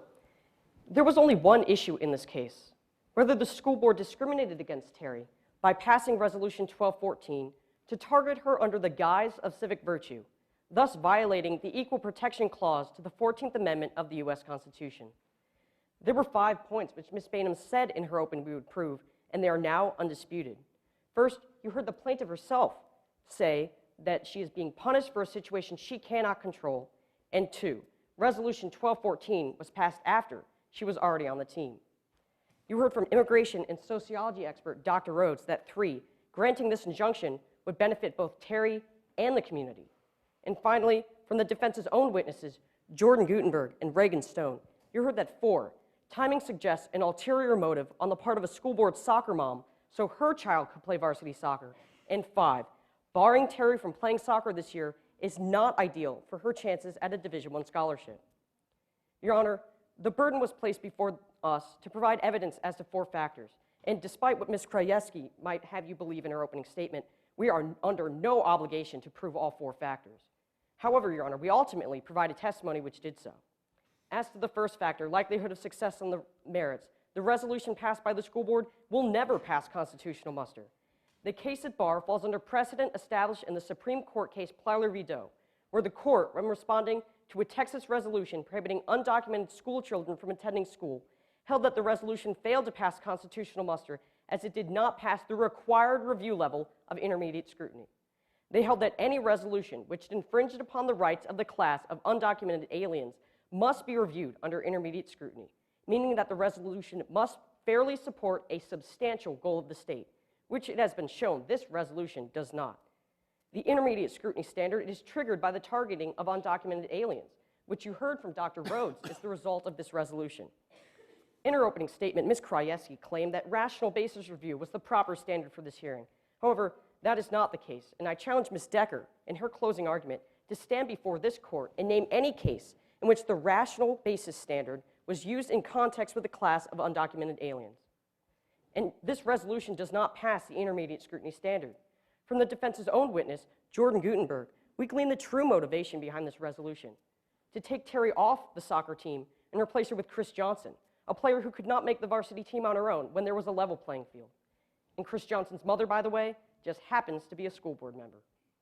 As to the second factor, irreparable harm, Terry will be irreparably harmed without this injunction. Ms. Krajewski claimed in her opening statement that, quote, the essence of the plaintiff's irreparable harm argument is that Ms. Silva will not receive a scholarship. Your Honor, that's just not true. It's not just about the scholarship. It's much more.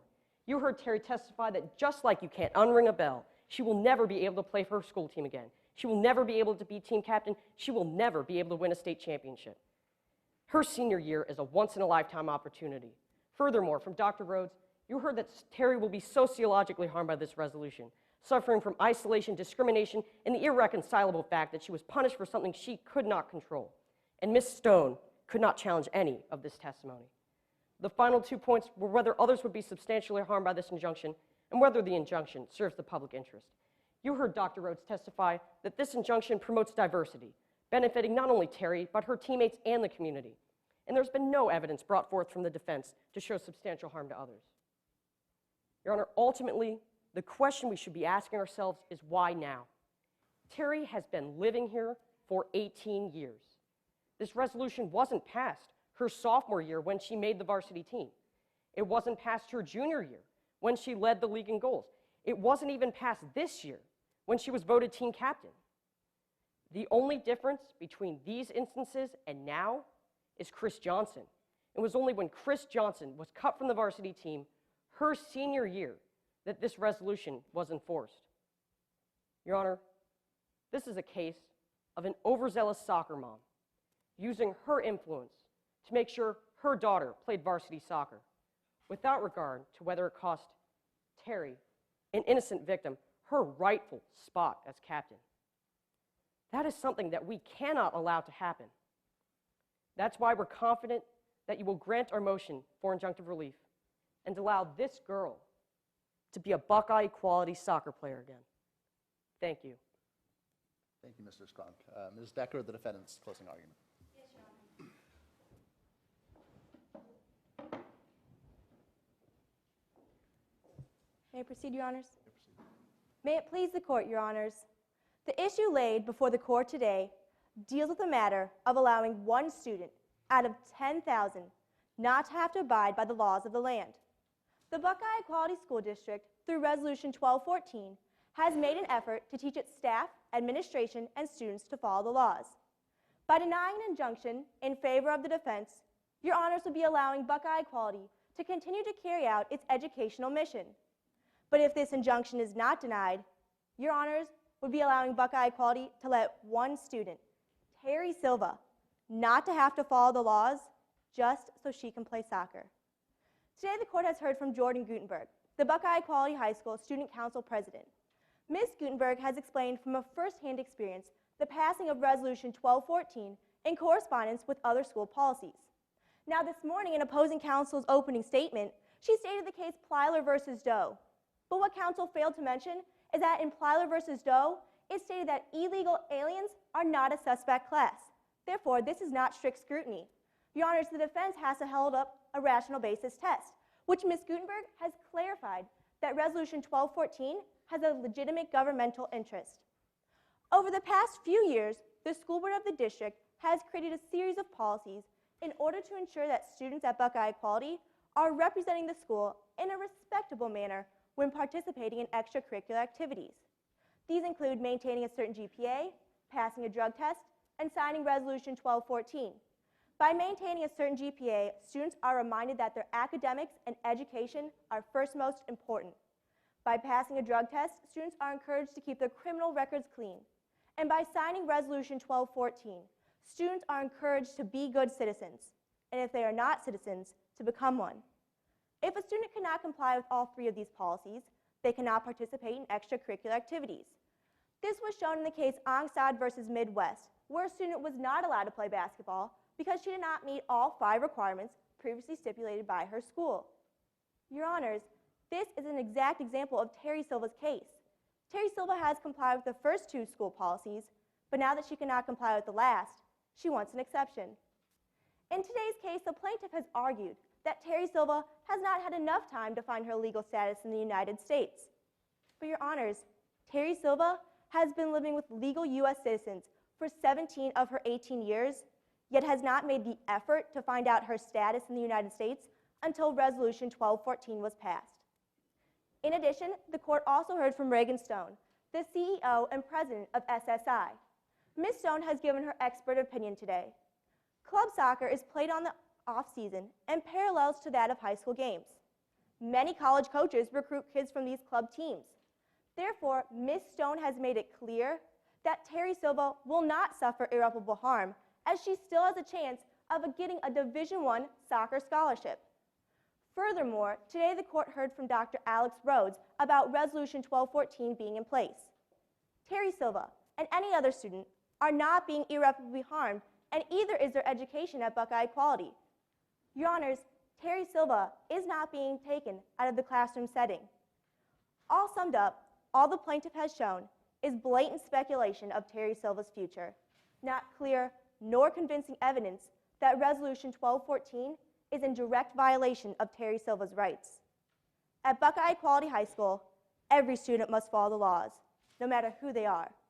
By denying an injunction in the public interest of the people, Your Honors would be allowing Buckeye Equality to continue to carry out its educational mission. In today's case, Terry Silva has proven that the only ones who object to the laws are the ones who cannot abide by them. But Your Honors, the school board of the district would love for Terry Silva to be able to play soccer this year. Who wouldn't want to see talent, such as Terry, out on the fields in hopes of making it to the state championships? But this case is not about Terry Silva, Your Honors. This case is about the law of the land. My client, the Buckeye Equality School District, respectfully asks that Your Honors deny the plaintiff's request for an injunction. Thank you. Thank you, Ms. Decker. Mr. Strunk, any rebuttal? Yes, Your Honor.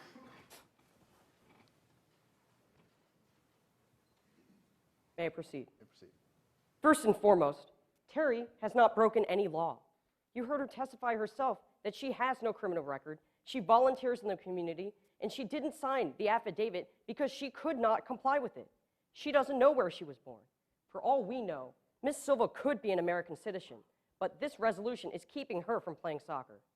Second, irreparable harm is anything that you can never get back or that no amount of money can make up for.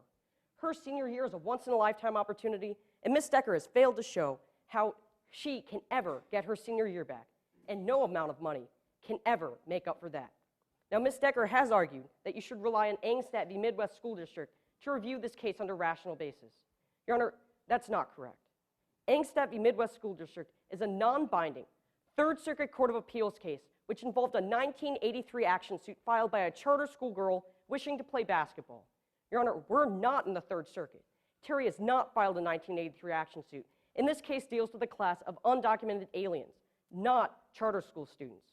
In fact, Ms. Decker failed to meet my challenge of arguing any case in which the class of undocumented aliens triggered rational basis review, and that's because there isn't one. The only binding authority case that has been argued before you today was that of Plaintiff Rebuttal, which makes it clear that today's case must fall under intermediate scrutiny because of the resolution's targeting of the class of undocumented aliens, all as shown through the testimony of Dr. Rhodes. And Your Honor, this resolution does not meet that standard. The motives behind this resolution are as clear as black and white. Before the resolution, Chris Johnson wasn't on the team. Afterwards, she was. Your Honor, Terry has worked her entire life to earn the ability to play as team captain her senior year and maybe, just maybe, win a state championship, only to see her chances thwarted by an overzealous soccer mom who the defense claims is just coincidentally a school board member. Your Honor, we respectfully request that you grant our motion for injunctive relief. Thank you. Thank you, counsel. At this point, I will excuse my fellow judges to begin their deliberations, and as you know, I'll remain on the bench for a few minutes.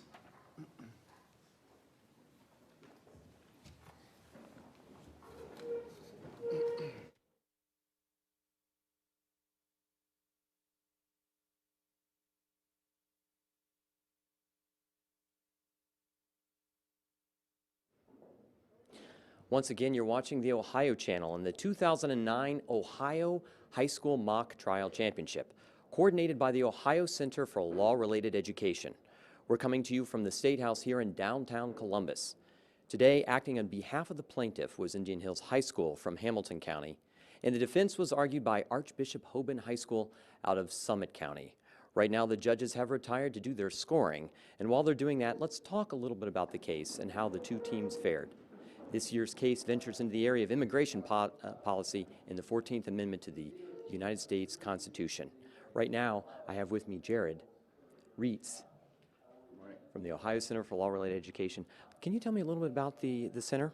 Yes, the center, this is 26 years that we've been doing the mock trial cases. We started 26 years ago, and we're the largest center that provides law and citizenship education in the country, so we're very proud of that. We serve thousands of students in the state of Ohio. We have many civics programs, too, that have the same kind of assessment piece. All of our programs are an authentic assessment in that we bring in real attorneys, judges. We use legislators for our civics programs. So the students are having an opportunity to interact with those people who are in the know, if you will, about the problems that they're solving. The kids, oh my goodness, wow, they look like the real things. They do. I think when kids are given the opportunity to get involved and they know it's not just role play, but they're having to solve problems and that those problems are being evaluated by, like I said, those who know most about them. And I think that's what gets kids so excited. And year after year we've seen with this kind of caliber of student that they can perform. Now, how individual students, if they're watching this, how would they get involved with something like this? Well, it's probably different from school to school. Some have classes where they have a law class. At other schools, it's an extracurricular activity.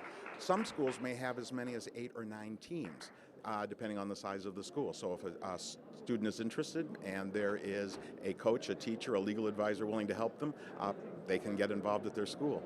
If they don't have a program at their school, contact us and we'll see what we can do to help them. Great. Well, thank you very much for your time.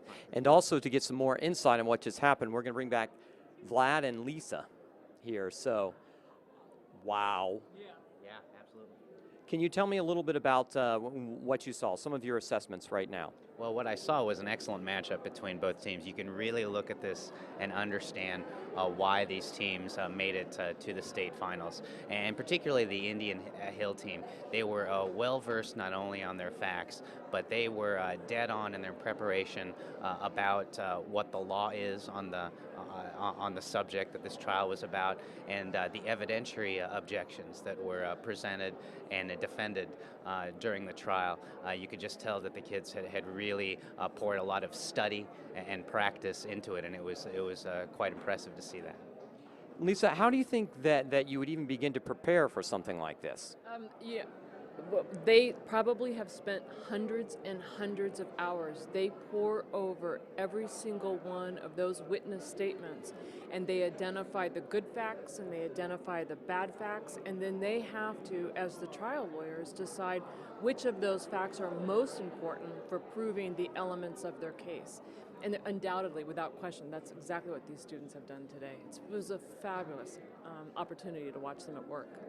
Now, while you're watching this, it's kind of easy to get caught up in the emotions, but that's not exactly what the judges are looking at, because it's the argument.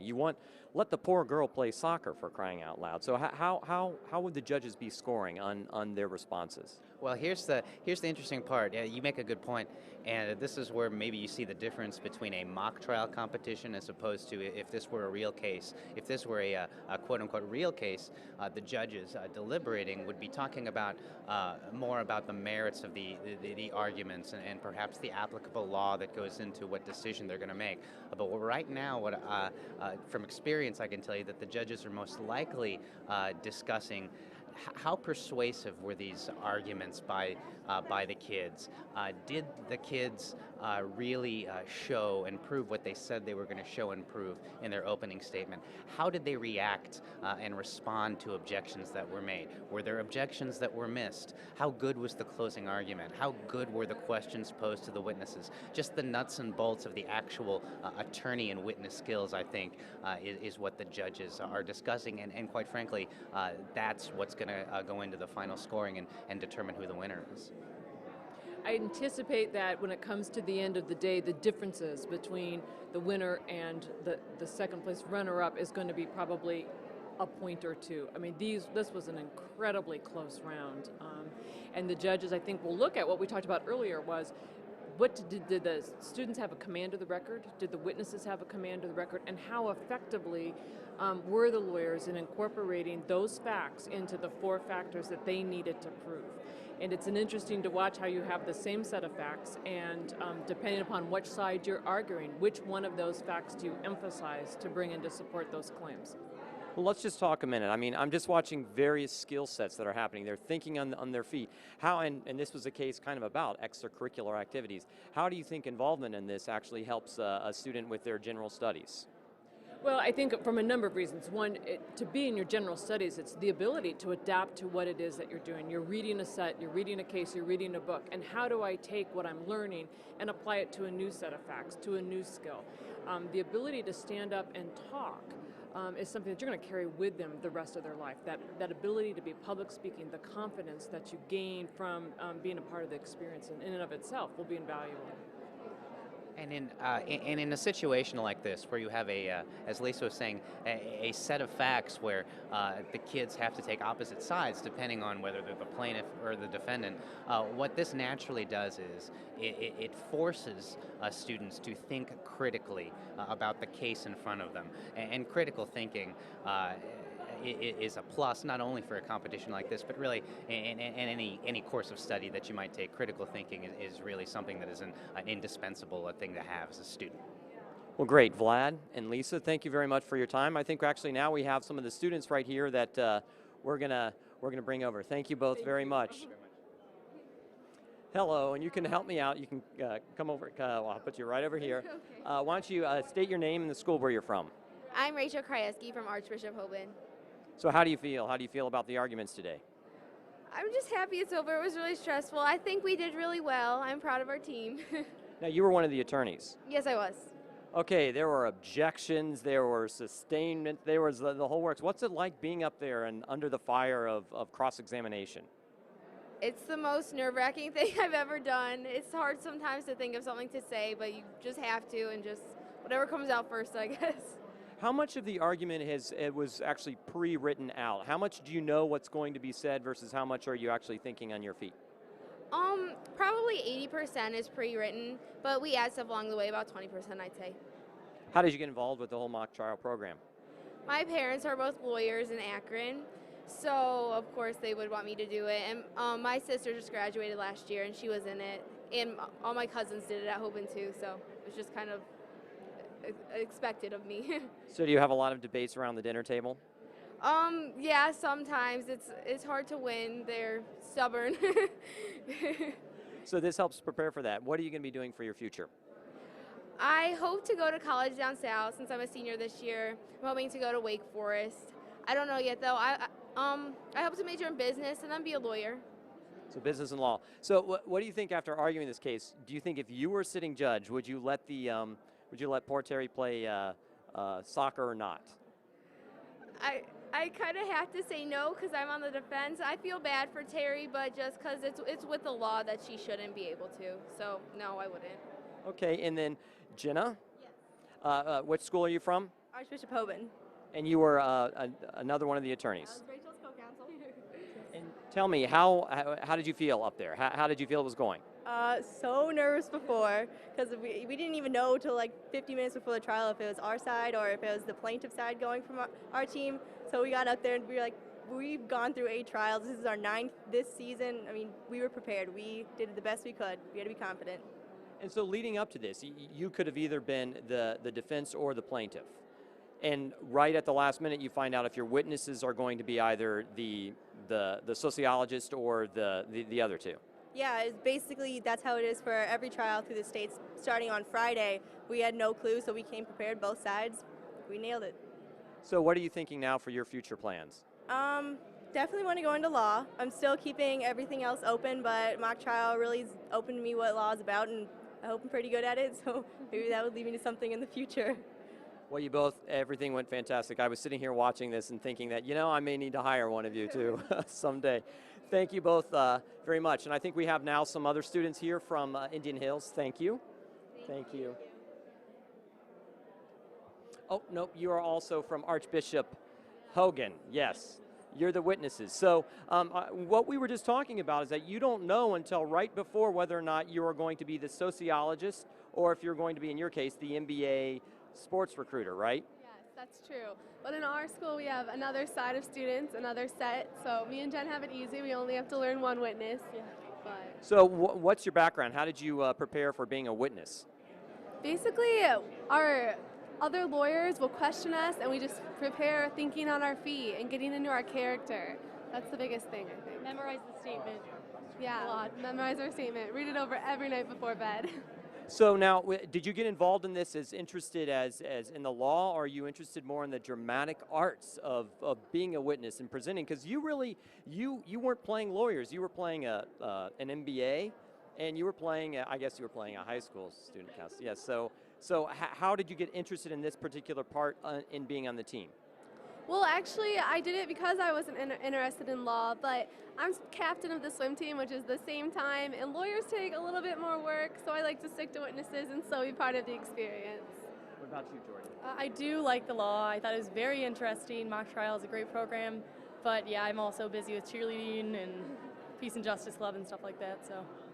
Now, is it hard when you're sitting there not to be a hostile witness and try to mess with the other team's head? Previous trials, me and Ashley have known to get angry when they get angry at us, but we try to keep calm as best as we can. It's very hard. What's your plans for the future? I actually want to be a veterinarian, so kind of connection, no. But I do enjoy law. So. And your plans? I enjoy law, but I'm actually want to go into medicine and pediatrics. So Mock trials is fun. yeah, so. mock trial is really fun. Well, I imagine it teaches you how to think on your feet, and which is basically you need to be in any career. Congratulations, you guys did a really good job, and good luck. I think we're going to have some from the next school. Thank you very much. Hello. Wow, so the attorneys from Indian Hill. Yes. So what'd you think? How did it feel to you out there? Ladies first. You know, whatever happens, I'm very, very proud of our team. I'm very proud of Archbishop Hoban, too. I think it was a great trial. It was very civil, it was very polite, it was very dignified. It's an honor just to make it this far. I mean, it was a great match. Archbishop Hoban is a great competitor. Anytime you go against them, you know you're in for a tough trial. Ms. Decker and Ms. Krajewski were incredible. I was personally happy with my performance. I don't know what else I could have done. Win, lose, or draw, I will come away with feeling good from this. Wow, so there's a lot of thinking on your feet up there. You have to convince the judge when you're getting overruled or objected to, I guess, by your competition. You have to figure out what you're going to argue in front of them.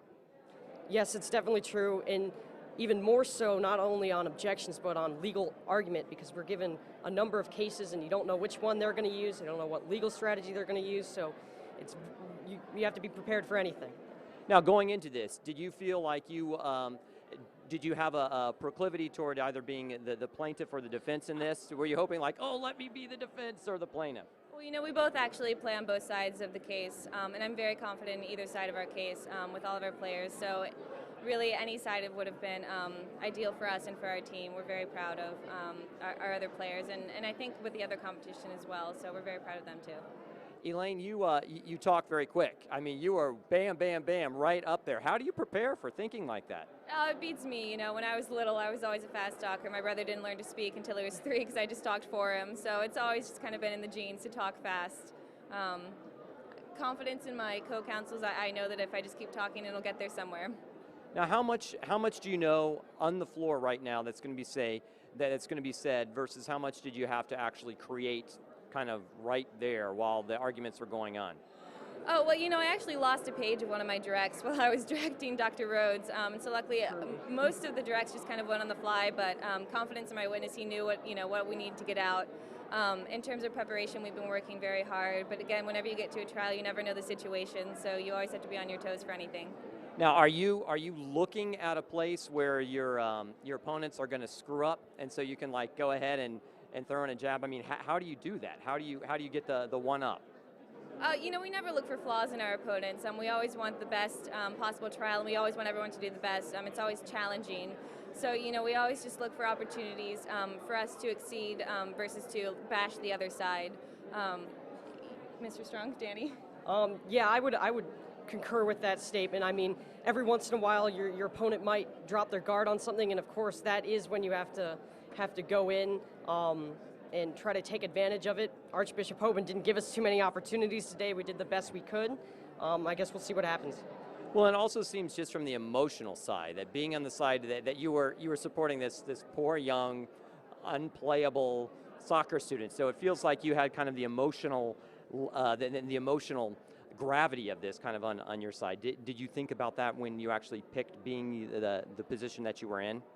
Of course, but you know, when it comes to a trial, it always comes down to the law. So we had to make sure that we had all of our facts straight and we had our legal arguments straight too, and that was what was most important to us. Any heartstrings or emotion is just an extra added benefit. Yeah. How about the judge? Did you think that he was on your side? Well, I would certainly hope so. He wasn't giving an indication either way. He seemed pretty, at least in his outward appearance, pretty unbiased. We'd had him for a couple of trials previously. I believe Archbishop Hoban did too, so we were all familiar with him as a judge. So what are your plans right now for the future? My plans for the future. I know I will probably be going into the legal profession, believe it or not. Not a big surprise there. And, you know, my dream job would to one day be a Supreme Court justice. Not to set the bar too low or anything. No, that's a good thing. And then what year are you in high school right now? Right now I'm a junior at Indian Hill High School. And then have you got plans to which school you want to go to? Not currently. I will soon be beginning that search. My parents have actually been hounding me to begin that search. I should probably, now that mock trial season is over, probably start beginning. And how long have you been working in the mock trial program? This is my third year. I've done it all the years that I've been involved in high school, freshman, sophomore, and then junior year. Yeah. Now, Indian Hill has been here before. You guys have really made a big deal out of this, haven't you? Oh yeah, this is a huge deal back at Indian Hill. We have practices Tuesdays, Thursdays, and Saturday mornings, and then our team personally meets on Sundays. You know, you get really close with all your team members, all your teammates. You become sort of a family over the course of the year. You need to get a mascot, like a big stuffed gavel or something like that running around. Elaine, what are your plans for the future? Well, you know, the most pressing concern is in the future is grabbing some lunch sometime.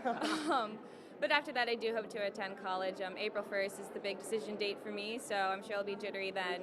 I applied mostly East Coast schools. I thought about the West Coast for a second, but then I'm too pale and have reddish hair, and I'd spend way too much money on sunscreen, so it just wasn't a financial viable option. What do you hope to be? You know, there's obviously several things that I like to be. I know that I won't be a doctor. I'm pretty squeamish, so I think it'll end up being a process of elimination for me. And then what year are you in school right now? I'm a senior, actually. And then how did you get involved with the mock trial program? You know, I began mock trial when I was a freshman as well. Actually, I was doing the fall play production. I do theater as well.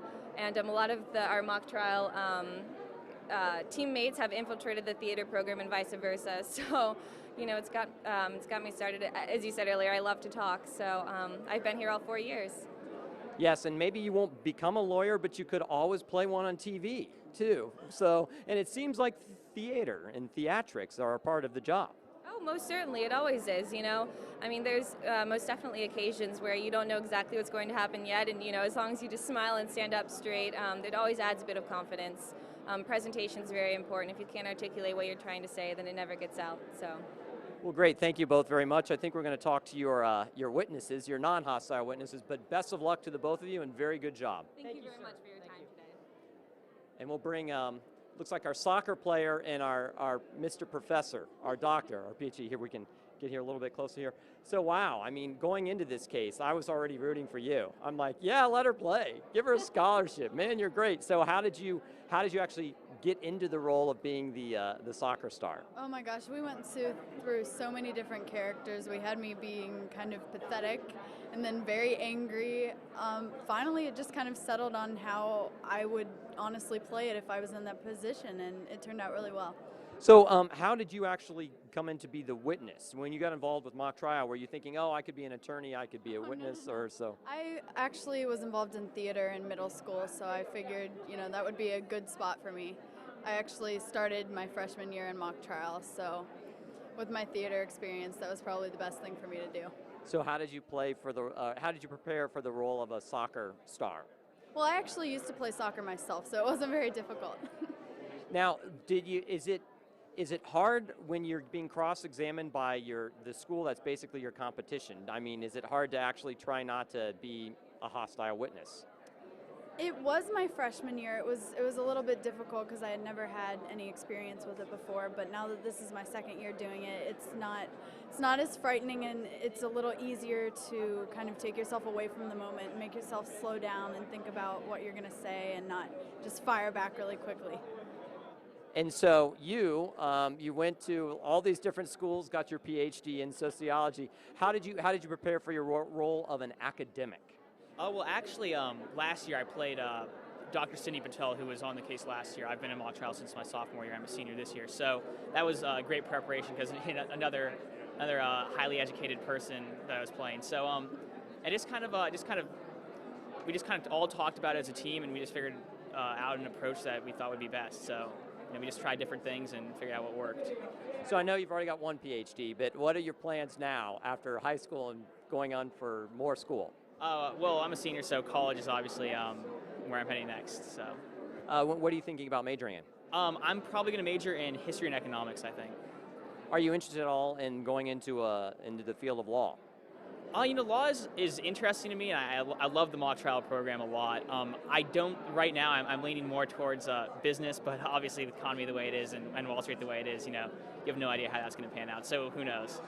And I'm just wondering how you prepare for an academic. I was surprised you didn't have patches on your coat, maybe with a little pipe, you know, monocle maybe up there. How did you actually get into the mindset of that? You know, I just thought of what I would be like if I was a college professor, you know, showing up to classes at, 10 a.m. every day, not having to get up. The patches were discussed. That was a serious discussion, but I didn't have a coat with patches, so that didn't work out so well for that. The tie is we thought a lot about the outfit, kind of, but. And for you, how much of a backstory did you have to prepare? I mean, did you know that your parents were killed when you were 1 and that you were from Brazil? How much are you allowed to elaborate on what you're given actually in the competition? Well, that was actually in the competition materials. I knew that. As for the rest, I mean, I just tried to put myself in the mindset of, this girl who's having basically her dreams ripped away from her. I mean, the rug pulled out from under her, and the character developed on its own from there. And then what are your plans for the future? What year are you in high school right now? Sophomore. So you got a few more years, but what are you thinking now? What's your tendency? I don't know, actually. We're both doing track this spring, so that should be fun. But as for after high school, I'm thinking about maybe looking into pediatric surgery. I think it's interesting. So. Well, y'all got some really big plans here. So how are you going to feel after the announcement right now? What are you going to do this afternoon?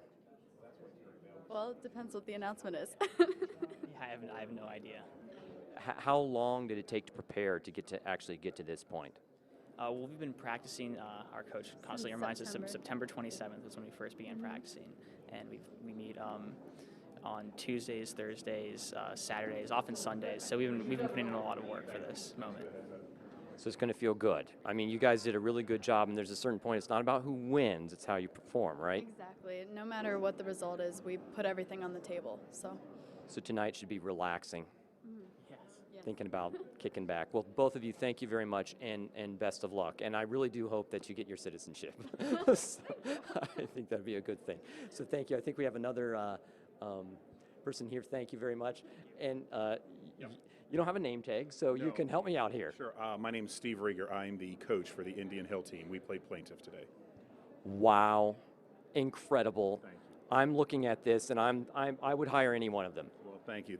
They worked very hard. I heard one of my witnesses just say that we started on this September 27th. We've had 60, 70 practices, and a practice is a 3 or 4 hour session. They've worked so hard. I can't fault their effort at all. As she said, they laid it out on the table, and now we wait, but they're very, very good. Tell me, as a coach, was there a curbside moment or a stand-side moment where you're like, yes, that was good? Moments. There were several throughout the trial. Elaine's direct of our Alex Rhodes, I thought, went beautifully.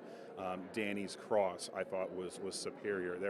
There were several moments where you're thinking, okay, great, got it. But at the same time, Hoban is so good. And there were several moments where you're thinking, wow, wish that hadn't happened. They're just as good as we are. So there were lots of up and downs. It was a roller coaster ride.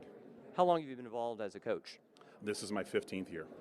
So I have seen in the various process that Indian Hill is usually right up here. It's one of the top teams. Right, yeah. This is not our first rodeo. This is our 6th Final Four. This is our 2nd appearance in the finals. We've not won the whole thing yet. We finished 2nd. We finished 3rd a couple of times, 4th. So we're hoping that this is our year. We've been very, very close. We've been knocking on the door for a long time. I'm hoping this year they kicked the door in. So out of 15 years, you've not taken a state title yet? Correct. We've had a lot of close calls. We've been up here a lot. We've been up here pretty much every year the last 8 years. The last 4 years, we've taken 2 teams to state, and I think this might be the one. Now, as a coach, how do you determine who's going to play what role, who's going to be the witness? How do you set that up? Part of it's kind of through the tryout process, but a lot of it is just knowing the personality of your kids, who's better suited for a particular part, and you've got to be open to changes. The female attorney, Elaine Bainham, she plays our Regan Stone on the other side, but she did not have that part at the beginning of the year. We switched parts halfway through, so you start with a certain frame.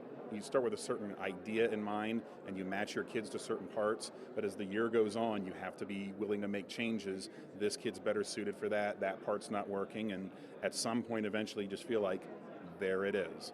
And for us, that happened in November. That was the moment where there it is. Now we have our team. So going into this, do you ever have a hope that, oh, I hope we get to be the plaintiff or the defense just in the nature of the argument? Sometimes, but the case is written very well this year. The case is so balanced that I really didn't care coming in. I thought we were equally well suited to argue either side, and I did not think that either side, the way the materials are written, had an advantage. So I was perfectly fine with either side. I'm thrilled with the way it worked out. Had we been defense, that would have been fine too. Now, you've been coach for 15 years, which means you've probably coached longer than some of these kids have been alive. Why'd you get involved?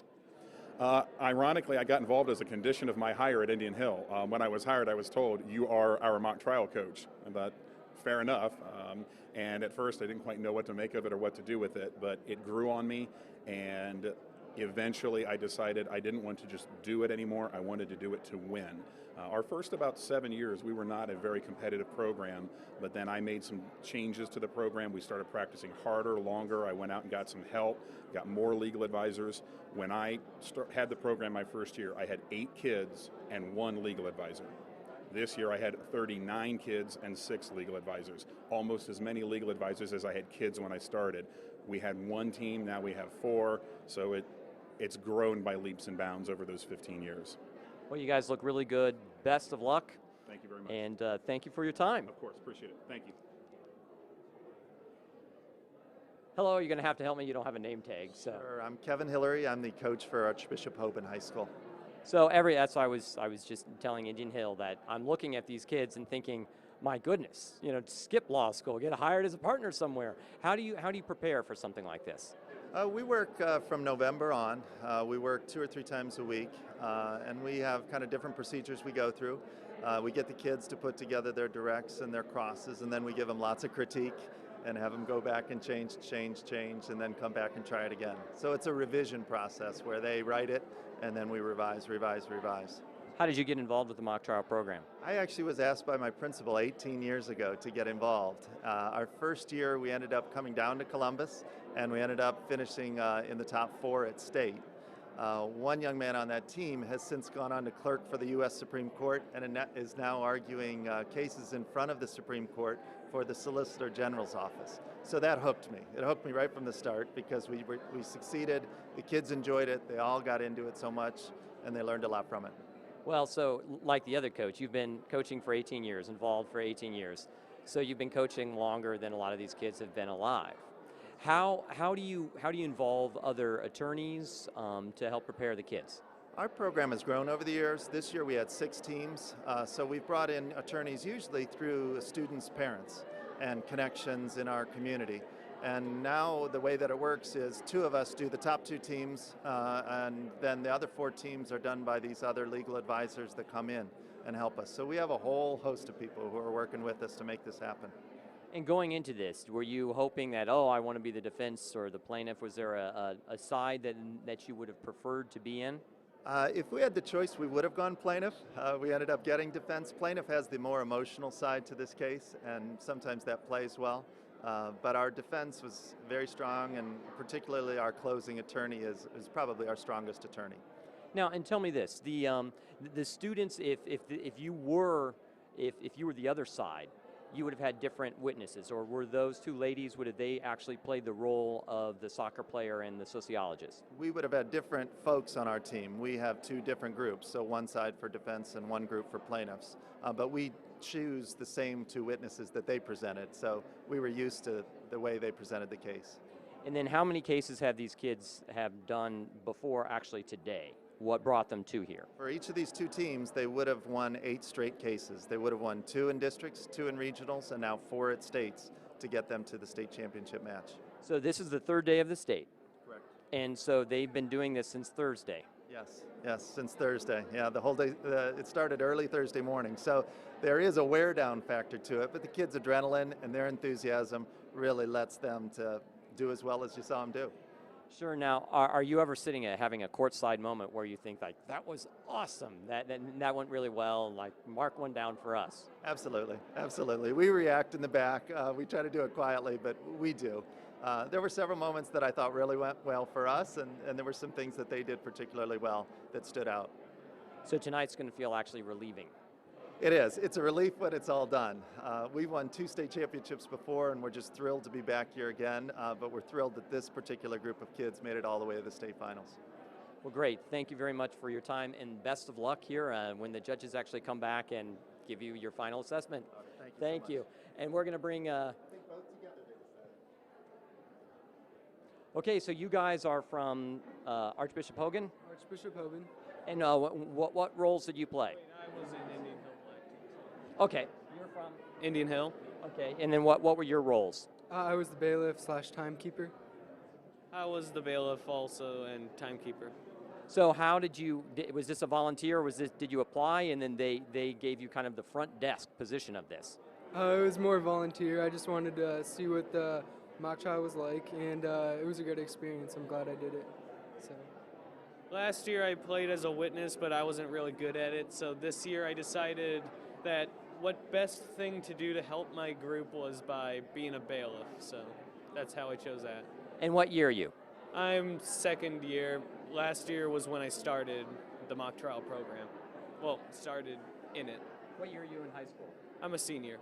So what are your plans for the future? I'm planning on attending Ohio State University and possibly getting a major in biomedical engineering with possibly a double major in finance. I'm not really sure. Biomedical engineering and finance have nothing to do with law. Well, I chose law because in the beginning my parents wanted me to do it, but over time I decided that I didn't want to be in law, but I just love the program and I love being in the mock trial scene, and that's how I just chose it. And then Luke, what about you? What are your plans for the future? I'm going to go to Ohio State University and study economics. A major at the Fisher School of Business. So both of you may have this business thing. Are you trading numbers, or are you going to like snub each other because you were competitions here at state? I might snub him because it's competition, but you know, we'll talk about it later. So being on the sidelines right now for your school, do you have any moments where you're like, yeah, they nailed that one, or like, oh no? Yeah, when my teammates have a great objection, it's always it's a happy time. But there's always the moments where they make a mistake, and you can pick up on that too. So. Well, sometimes when my team would make a good objection or a particularly good question for cross or direct, I would feel that feeling of, you know, just pride in the team. But also when the opposing team gets in a good question, you know, you just have to feel that sense of, like, I hope this doesn't detract from the score. Now, you guys were keeping time, so you're kind of the mint when it comes to that. The whole place is running because of you. Did you ever think about, like, switching out time to give one side or the other an advantage? Well, you can't do that because that's cheating, so, I mean, it would help, but no. I'm not at liberty to say. Now, I did notice that you had to keep separate times for, depending on the closing argument, you had to keep actually different times so that each attorney had a chance, or each side had the exact amount of time to be able to say their final argument. Is that hard? Were you writing that down? How were you keeping that all straight? We just write it down as it goes along. When they're finished with the cross and recross of somebody, you would say, if you had, say, 17 minutes total for that cross, you would just write that down, and then you would clear the buzzer and get ready for the other one. Yeah, they give us a timesheet and we can write everything down so that we can stay organized with that.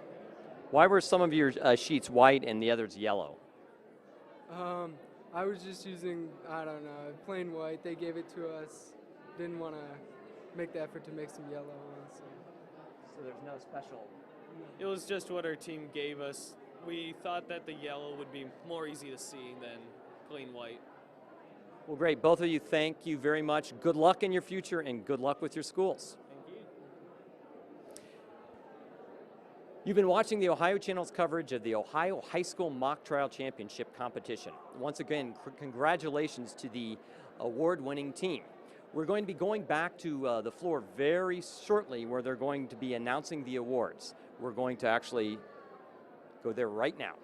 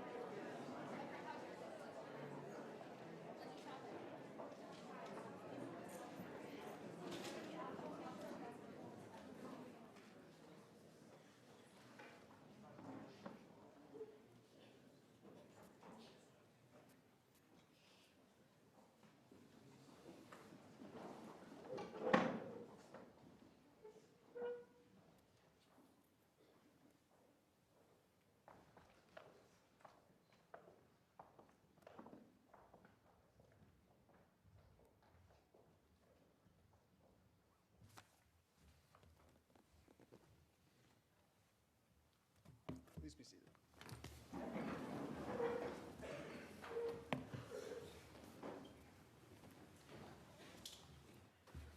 Well, I'd like to thank everybody for a terrific round, and at this point, each of us will offer a few comments. Gary, if we could start with you.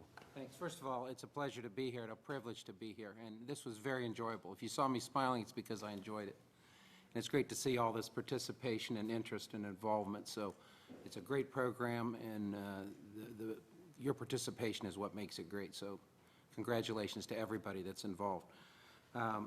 In terms of comments, briefly, there's such a fine line between memorizing what you want to do and rehearsing it as opposed to being spontaneous and natural. You know the stuff, but you want to convey it in a conversational fashion. And I thought everyone involved did a darn good job of that. But I think if there's one thing you take from this, and as you learn through the practice of law, if you end up doing that, it's the difference between the preparation, which you absolutely have to do, and then the ability to convey that in a natural conversational way. And I think you all aspire to that, and that's why you made it to this final. And so that was very impressive to me. And there's also the challenge of how even-handed you want to be on direct and how aggressive you want to be on cross, and then which way you choose to portray that when you get to the argument part of it. As far as the witnesses go, same thing. Your memorization of your role and your facts and the ability to convey that in a natural way marked all of the witnesses. So I congratulate you on that. I thought the best thing that Hoban did was its ability to control witnesses. I was very impressed. That was cool. Good job. And I thought the best thing Indian Hill did was to stick with some combativeness as appropriate and stick to your guns on objections in particular. So it was a delight, and congratulations to all of you. Yeah, I would echo the same sentiment. I've been doing this for a number of years and have been fortunate enough to do the championship round for a few years, and it is just amazing when you get to this, where you're two teams out of 350 at the beginning of the year, just how polished, how effective you are, and certainly that has been true in this trial. Just a few specific comments. The opening statements and closing arguments, I think, couldn't have been better, and on both sides. What I looked for was there was good eye contact. You were very natural in your delivery, good pacing. Nobody was going too fast, which gets hard for the listener to follow. Excellent delivery, I think, by all four attorneys. The objections, when we're judging it, you may not win the objection, but how you respond when you don't win the objection and how good your argument is even when you lose the objection. There were some objections that were made where attorneys were not successful in prevailing on the objections, but their arguments were so good that I think I certainly took that into account. I tried to make a list, and I'm not going to go over them, of all the points that were made perhaps differently or better than what I've heard in other trials, and there was just a whole laundry list of just points that you made that I thought were excellent in terms of the substance of your arguments. On the witnesses, the only caution I would offer is there's a fine line between portraying the role and going too far in portraying the role. And I'm not an actor, so I don't profess to perhaps be the best judge of that, but I think you may want to think about how can I portray this role without going so far that it becomes less believable. Some objections were missed, but for the most part you hit most of the objections. One of the objections that was missed that I made note of was during the questioning of Terry Silva, and there was a question asked of him, why was the resolution passed? Well, to me, I thought that there should have been an objection there, but again, you folks are doing this in such a short period of time, which each portion of the trial, and you're so focused, it's hard to hit every objection. On the whole, you know, it's kind of, you get down to two teams, and it's almost a shame that one team has to win, because, you know, you're getting to two teams out of 350. Everybody should be extremely proud of what you've accomplished. Judge Fain? Well, there's something that Indian Hill did or does that I think is an interesting strategy. I assume it's a strategy, because there's this tendency to want to put everything that you've got into your opening. But you broaden out the harm from simply the scholarship to the year that she can't get back, which is a very powerful emotional argument. But you don't telegraph it in the opening. You save it for her testimony, and you hit it hard on closing, and maybe that disrupts the ability of the other side to see it coming. That's an interesting strategy that wouldn't occur, I think, to a lot of people.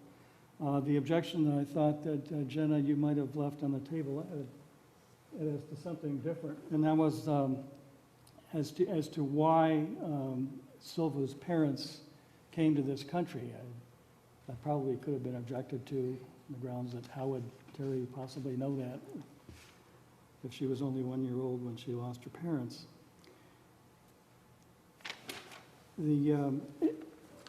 Asif, you have such, and I apologize if I'm mispronouncing your name, you have such good points that you make during your direct, and you make them very well.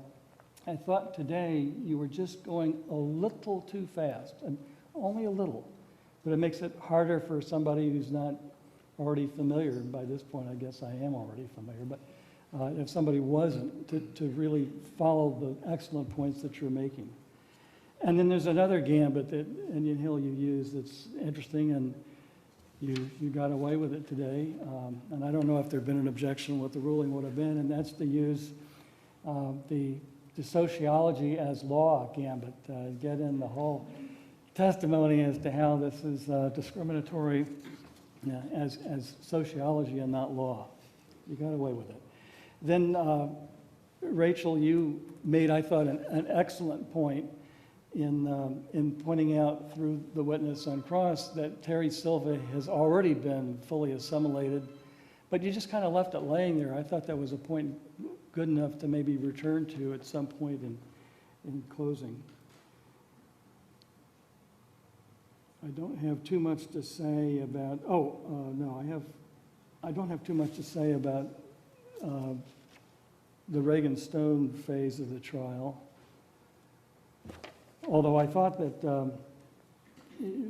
the objection for lack of foundation was overruled, but then you started telling us about the tapes and the evidence of the fire or you're listening through the witness, the fire of Terry's play. Well, that's the foundation. I mean, that's knowledge on which the opinion could be based that she would still be recruited. Then when we got to Jordan Justice Guttenberg, there always seems to be a goody-goody two-shoes witness in each of these things, and the students always seem to enjoy playing that particular role. When you have to acknowledge a bad fact, and it's clear that you know the answer, saying "I believe so" just sounds like you're trying desperately to avoid committing to the bad fact. Just admit it. Just say, "Yep, that's right." And then in closing, the one thing that Indian Hill that you left on the table that you never used that I thought was a very powerful argument that could be made, and it comes right out of the Plyler versus Doe case, is that at the absolute worst, Terry Silva's parents may have been illegal aliens. We don't even know that. But that was when she was 1 year old, and why visit the sins of the parents on the child, which is whoever wrote the majority opinion on Plyler just hit that again and again and again. And that's a powerful argument that you could have used. I'd also like to echo what my co-justices have said. I mean, I was very impressed. This is my first time doing a high school mock trial, and I was very impressed at how great all the performances were, and you've obviously worked very hard to get here, so congratulations to all of you. Just a couple of things. I think that every case, I always tell attorneys that I'm working with that every case has some natural sympathy, some natural theme that will make judges want to rule for you, which is always part of the battle. And I think both of you did an excellent job on bringing those sympathies forward. The plaintiffs made Terry very likable, and really, that whole you can't get your senior year of high school back, I thought that was well developed and really great. But I think in closing, you did a great job of rebutting that. I mean, coming right back with, we don't have anything against Terry. We'd love to have Terry playing for our school, but this is about the law. So I think that was an excellent job of developing your own sympathies, because in some ways the school board is less sympathetic. I mean, who likes school boards? I agree that when you're a witness, you need to concede facts quickly and cleanly and without acting as if it's a big deal. Any kind of hesitation on that just draws attention to it. So I always tell my witnesses that, concede things quickly. Last thing I want to mention is just I think cross-examination is one of the hardest skills a lawyer has to develop, any litigator has to develop. Controlling witnesses is very difficult. I really think that you all did a good job on that, but it is something that everybody needs to work on. Every litigator needs to work on. Controlling your witnesses without coming across as more obnoxious than the witness is that balancing act. So good job on that. I think the best compliment, at least speaking for myself, not the other judges, that we can give both teams, particularly the attorneys, is we judged you like you're real attorneys, even though you're high schoolers. And it was also brought up before we started that, look, this is the final round here, so judge them tougher than you would the earlier rounds. And that's what I did. I judged both teams very tough. You both did an outstanding job. I think either team would be a great representative for Ohio as far as the winner, but of course we can only pick one. As far as just individual sort of things I picked up and advice I might have, plaintiffs, I thought you could have done maybe a better job emphasizing why the soccer club is different than the official soccer team, because then you're getting to the irreparable harm argument. Defendants, I thought there was really a door open to go after the sociologist witness talking about how it's good to bring diversity into a society and a school. For all intents and purposes, Terry Silva is an American. She's been here since she was an infant, and so she's just as American as the rest of us. So I don't know exactly how much diversity she brings to the community and the school when she's, eaten all the same cereal and watched all the same TV programs and listened to all the same music as everybody else. And going back to, I think, an earlier comment made, I did like at the end, when you did finally start to bring up plaintiffs, that, look, for all we know, she might be a U.S. citizen. We don't know that at this point, and that was, again, left on the table earlier in the round, but good job picking it up at the end. My organization, the ACLU, I said this last year too, does an awful lot of its work through dedicated volunteer attorneys that really make us what we are as an organization. So if any of you end up going to law school, and I'm hoping to see you years from now knocking on our door asking if you can be a volunteer attorney on our cases, I think based on what you know now and the knowledge you'll gain through law school, you all make tremendous attorneys in the future. So good luck. I had a great time doing this, and it was my pleasure. Thank you, Gary. Well, I really meant it when I said this was a terrific round. I've judged, I guess this was my 5th trial in the last couple of days. This was far and away the best I had seen. Just by chance, I'd seen Indian Hill twice earlier, and I was very impressed with how much you improved from round to round, and I'm sure you folks did as well, because it was an extremely refined performance by everybody. I do, before I get to the awards, want to thank all the parents here who I know devoted a lot of time to your participation in this. At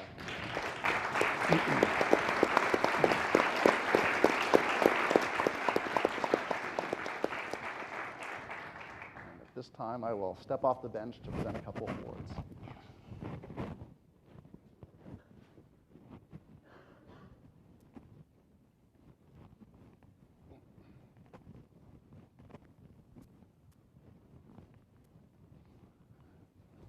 At this level of the competition, naturally, all the performances are excellent and the scores are close, but at this time, it's my privilege to present the Outstanding Witness Award to Asif Rahman, who played Dr. Alex Rhodes.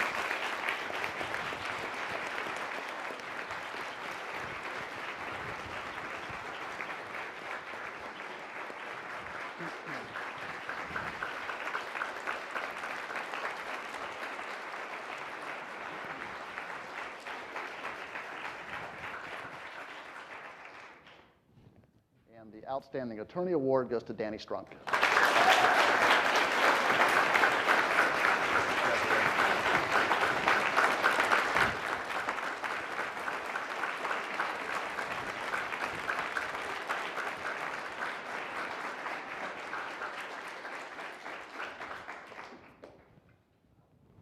Okay, and I think, Addie, you're going to present a few awards now.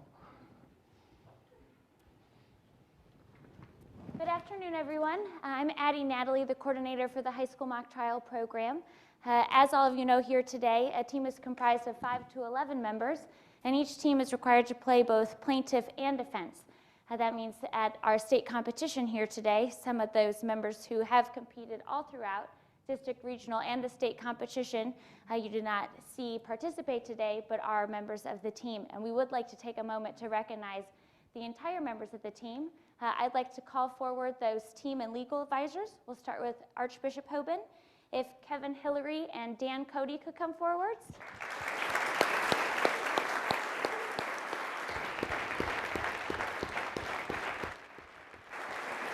Thank you.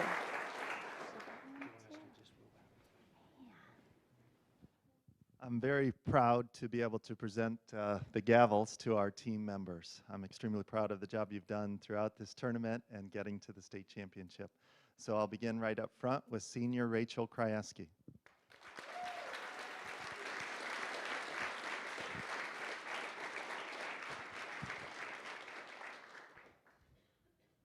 Next up is sophomore Jenna Decker.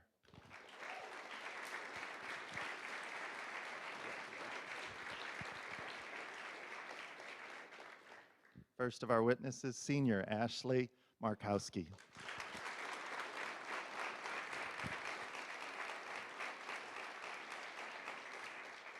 And our second witness in this trial is junior Jen Kalbus.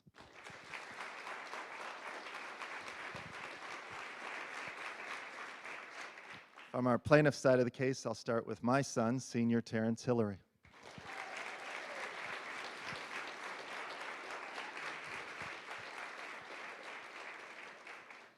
Next is senior and a real personality, Alex Belo.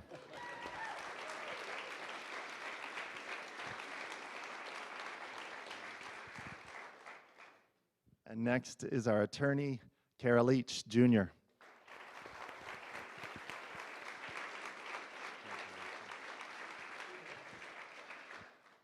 And next is junior Shannon Davey.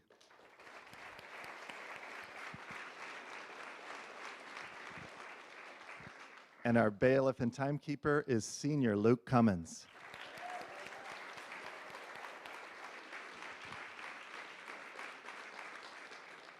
Congratulations to Indian Hills. You did a terrific job today.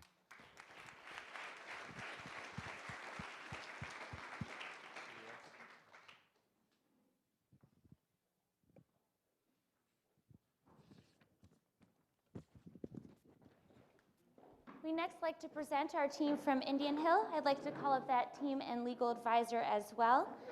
That being Steve Rieger, Dave Prem, and Chuck Reynolds.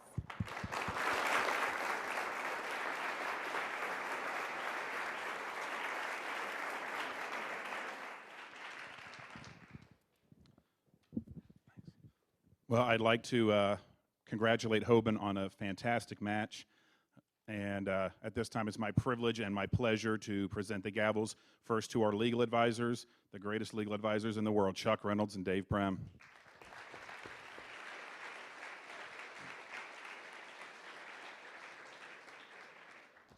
The team, starting with senior captain Elaine Bainham.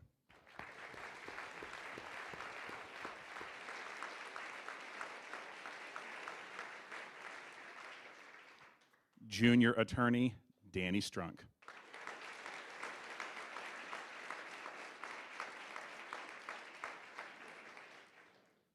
Sophomore witness, Hannah Kahn.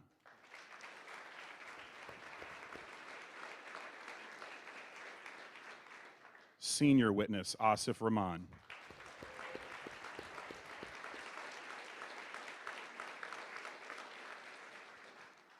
Bailiff and timekeeper, Senior Austin Bauer.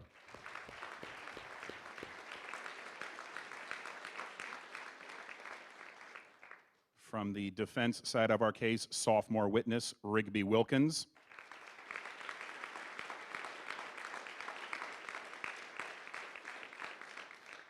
Also from the defense side of our case, senior witness, Sonam Jindal.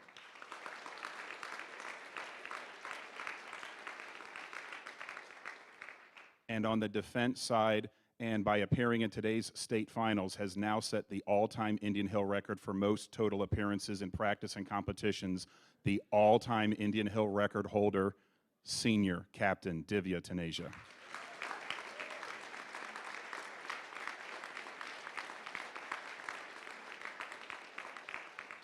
Our congratulations to Archbishop Hoban.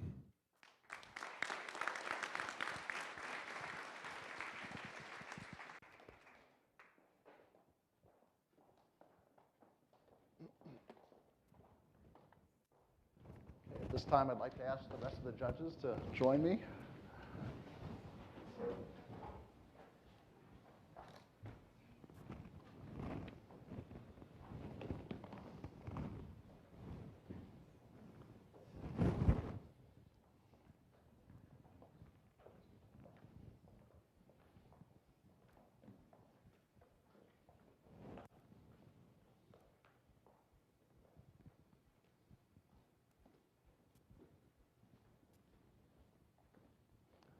And at this point, I'd like you all to help me congratulate this year's runner-up, Archbishop Hoban.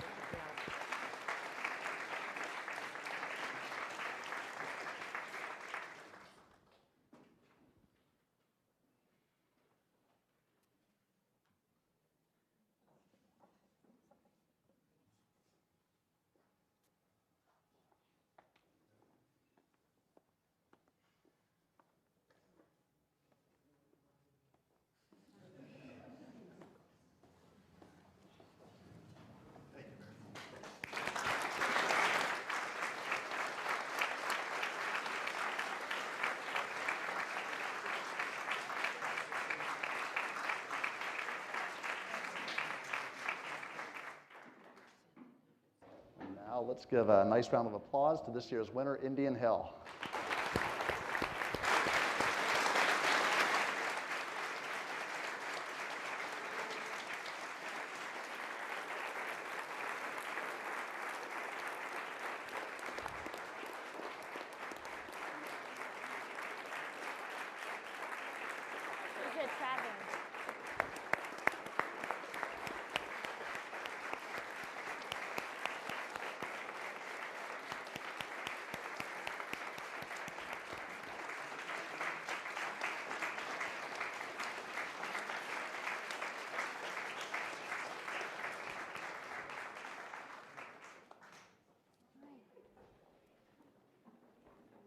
Thank you all so much for joining us today for the 2009 High School Mock Trial State Competition.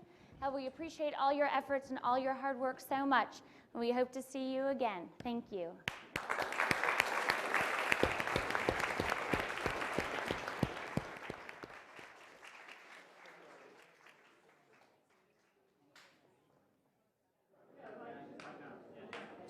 You've been watching the Ohio Channel's coverage of the Ohio High School Mock Trial Championship competition. Once again, congratulations to the winning team, Indian Hill High School. They will be headed to the national championships in Atlanta, Georgia. To purchase copies of this program or to view it free online, visit us on the web at ohiochannel.org, where you can also view live and past video coverage of your Ohio government, including the Supreme Court of Ohio. For all of us here at the Ohio Channel, I'm Dan Schellenbarger, and thank you for watching.